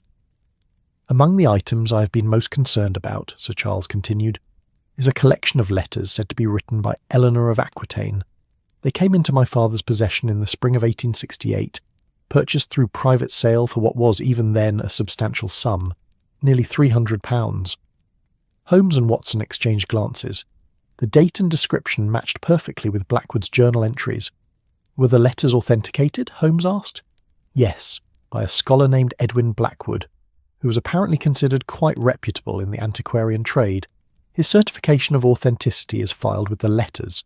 Sir Charles rose. "Would you like to see them?" He led them deeper into the library, to a section where glass-fronted cabinets housed the collection's most valuable items. From one of these he removed a leather portfolio and carried it to a large table. With careful hands he opened it to reveal a series of letters written in medieval script on parchment that had aged to a golden brown. Holmes bent over them immediately, producing his lens and examining them with the focused intensity Watson knew so well. After several minutes of silent scrutiny, he straightened. "The parchment appears genuinely medieval," he said. "The ink is consistent with 12th century formulations. The script style matches known examples of Eleanor's hand. These are either authentic or extraordinarily skilled forgeries." "That is precisely my conclusion," Sir Charles agreed. "Which brings us to the fundamental question. If they are authentic, how did they leave whatever archive or collection originally housed them? Eleanor's correspondence would have been treasured by her descendants, preserved in royal or ecclesiastical archives. They should not have been available for private purchase in 1868. "You suspect they were stolen?" Watson said. "I suspect they were stolen," Sir Charles confirmed, "though from where I cannot determine. I have written to various institutions that might have held such materials, the royal archives, the libraries of cathedrals Eleanor patronised, and academic collections in France and England. No one has reported such a theft, but that proves nothing. Institutions are sometimes reluctant to publicise their losses. Holmes was still examining the letters, his expression distant. Your uncle, Dr. William Pemberton, was Edwin Blackwood's physician, I believe, during Blackwood's final illness in the autumn of 1868. Sir Charles looked surprised. Yes, that's correct. How did you know? It is mentioned in Blackwood's journal, which has come into our possession, Holmes explained. The journal documents his involvement in authenticating manuscripts of questionable provenance, including these Eleanor letters. He expressed considerable guilt about his role in such transactions. Do you think my uncle facilitated the sale to my father? Sir Charles asked directly. That he used his position as Blackwood's physician to gain access to information about valuable manuscripts? We have no direct evidence of that, Holmes replied carefully. But the timing is suggestive. Blackwood authenticated the letters in the spring of 1868, fell ill in the autumn, and died in November. Your father acquired the letters during this period. Your uncle attended Blackwood during his illness. The connections exist, though what they mean precisely we cannot say with certainty. Sir Charles moved to the window, looking out at the parkland beyond. The threatened rain had finally arrived, falling in soft sheets across the manicured lawns. For a long moment he was silent, and Watson sensed the struggle within him, the desire to defend his family's honour warring with the commitment to truth that had prompted him to invite them here. My uncle died in 1885, Sir Charles said at last. I cannot ask him about this, cannot hear his version of events, but I can acknowledge that what you suggest is plausible. My father was ambitious in his collecting, and my uncle knew of his interests. If Blackwood mentioned valuable manuscripts in the delirium of his illness, or if papers in his possession came to my uncle's attention during medical attendance, he turned to face them. It would not have been theft exactly, but it would not have been honourable either. No, Holmes agreed quietly, it would not. The rain continued its soft percussion against the windows, and somewhere in the house a clock chimed the hour. Watson found himself thinking of Blackwood in his final days, weakened by illness, attended by a physician who may have been paying as much attention to what could be acquired from the dying man's estate as to what might be done to save his life. It was an ugly thought, but the world was often ugly in small ways that never made their way into legal proceedings or public scandals. So what do we do now? Sir Charles asked, returning to the table where the Eleanor letters lay. If these were stolen, and I believe they probably were, what is the proper course of action? That, Holmes said, is precisely the question we have been wrestling with. The original theft, if there was one, occurred decades ago. The thief is unknown and likely dead. The intermediaries who brought the letters to market are similarly beyond reach. You acquired them in good faith, through your father, who may or may not have known of their problematic origins. But they should be returned to their rightful owners, Sir Charles said firmly. Should they not? In principle, yes. In practice, we face the challenge of identifying those rightful owners. You have written to various institutions without finding any that claim them as stolen property. Sir Charles nodded slowly. Then what would you suggest? Holmes considered for a moment before responding. I would suggest making the letters available for scholarly study while continuing to investigate their provenance. Place them on loan to a reputable institution, perhaps the British Library or the Bodleian, where they can be properly studied and catalogued. Include in the loan agreement full disclosure of your concerns about their origins. Invite researchers to examine them and publish findings. Make no claim of absolute ownership, but rather position yourself as a steward, seeking to preserve them while their true history is established. And if, through such research, their rightful owners are eventually identified, then you return them immediately without a claim for compensation or recognition. You acknowledge your family's role in their circulation and make what amends are possible. Sir Charles was quiet for a long moment, his hand resting lightly on the portfolio containing the letters. When he spoke, his voice was firm. I will do as you suggest. The letters will be placed on loan to the British Library within the month, with full documentation of my concerns, and if their rightful home is ever identified, they will be returned without hesitation. He looked at Holmes and Watson with an expression of gratitude. Thank you, gentlemen. You have helped me find a path through a situation I have struggled with for some time. They stayed for lunch, during which Sir Charles asked searching questions about Blackwood's journal, and the antiquarian's final months. Watson found himself sharing the story with more emotion than he had anticipated, moved by the young baronet's genuine interest in understanding the full human dimension of the situation. Before they departed, Sir Charles showed them the rest of his father's collection, pointing out other items whose provenance troubled him. Holmes offered advice on how various questions might be investigated, suggesting scholars who could provide expert opinions, archives that might contain relevant records. It was clear that Sir Charles was committed to addressing his inherited collection's problematic aspects, whatever discomfort that might cause. The journey back to London felt like a return from a different world. The train carried them through the darkening afternoon, the countryside giving way gradually to suburbs and then to the dense urban fabric of the capital. They spoke little during the trip, each man occupied with his own thoughts about what they had learned and what it meant. Back at Baker Street they found the rooms welcoming and familiar, the fire laid ready for lighting, Mrs. Hudson's signature of domestic care. Holmes lit the gas lamps while Watson saw to the fire, and soon the sitting room had resumed its accustomed character, a place of refuge and contemplation, a space where mysteries were unravelled and justice pursued in whatever forms it might take. "We have done what we could," Watson said, settling into his chair with a sense of completion. "The Durham Chronicle will be investigated and likely returned.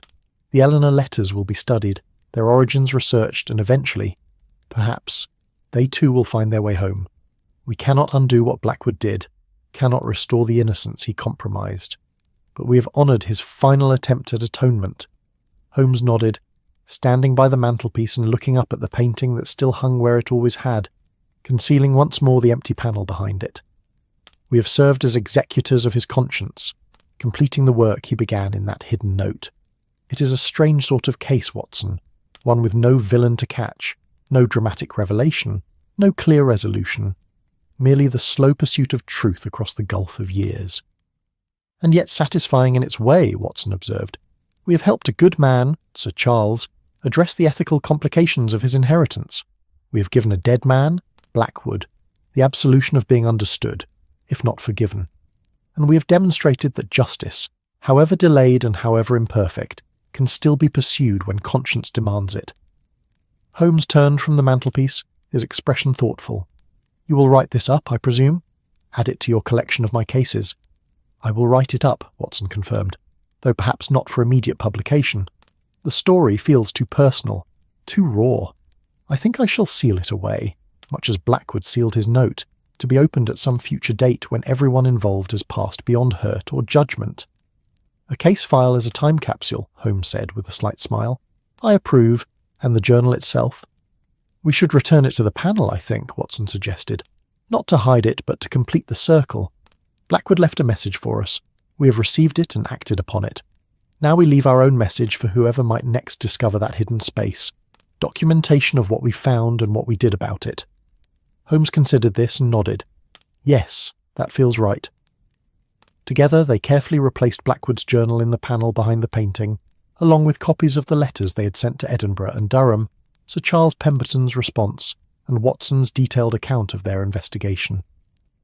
Holmes had added his own notes as well, dates, facts, conclusions, the sort of precise documentation he always maintained.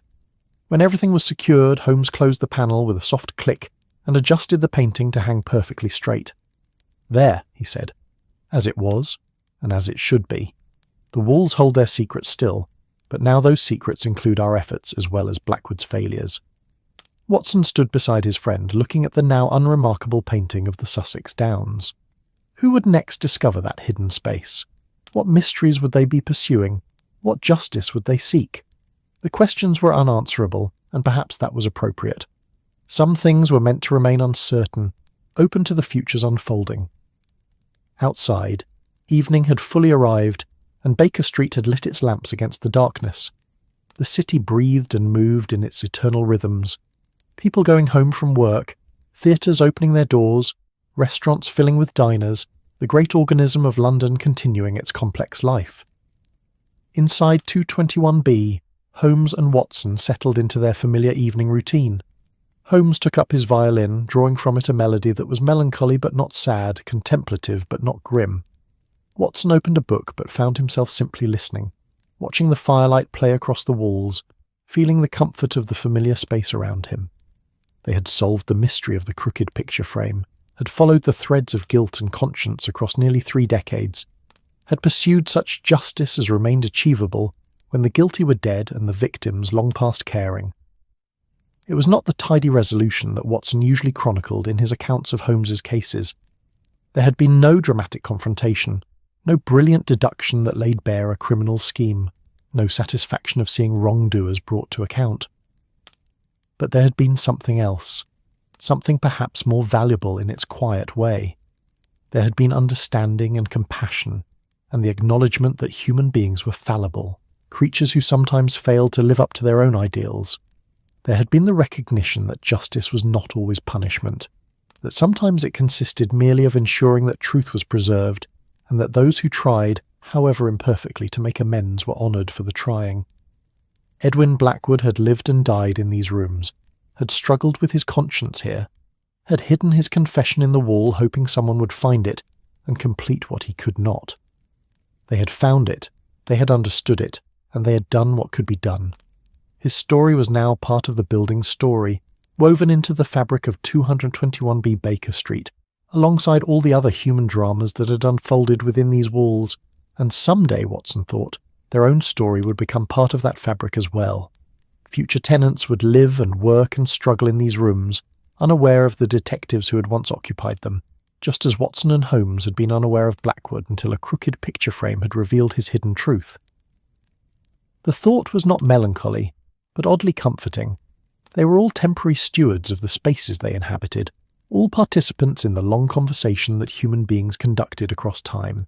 Each generation left its marks, its stories, its small attempts at justice and redemption, and then passed on, trusting that those who came after would carry the work forward in whatever ways seemed right to them. Holmes's violin fell silent, and he set the instrument aside with a contented sigh. "That's better," he said. "Music has a way of settling the mind after complex cases. It reminds us that not everything can be solved with logic and deduction. Some things must simply be felt and accepted." Watson closed his book. "Shall we have dinner? Mrs. Hudson mentioned something about lamb chops." An excellent suggestion, and perhaps afterward we might simply sit by the fire and enjoy the evening. We have earned a rest, I think, from the pursuit of justice across the decades. They descended to dinner, leaving the sitting room to its quietness and its secrets. The painting hung straight above the mantelpiece, concealing its hidden panel and the messages it contained. The fire burned low in the grate, casting dancing shadows on the walls, and outside London continued its eternal dance, holding close its millions of stories, its countless small dramas of human choice and consequence, conscience and redemption. The case of the crooked picture frame was closed, its mysteries understood if not entirely resolved, its pursuit of justice completed as fully as time and circumstance allowed. And in the rooms at 221B Baker Street, peace settled once more, the piece of work completed, of understanding achieved, of small mercies extended across the gulf of years to a man who had tried, at the end, to be better than his choices had allowed. The walls remembered, the building endured, and the conversation across time continued, whispered in the creaking of old wood and the settling of ancient brick, a dialogue between generations about guilt and grace, failure and forgiveness, the endless human struggle to live with integrity in a complicated world. That's our story tonight. Are you drifting off beneath the lantern glow of Shanghai, the ocean breeze of Cancun, the quiet charm of Edinburgh, or the starlit rooftops of Florence? If this tale brought you peace, like the episode, and subscribe for more nights like this. Let the night cradle you. Let your dreams drift gently where the world grows soft. Sleep gently now, wherever you are in this wide and wondrous world.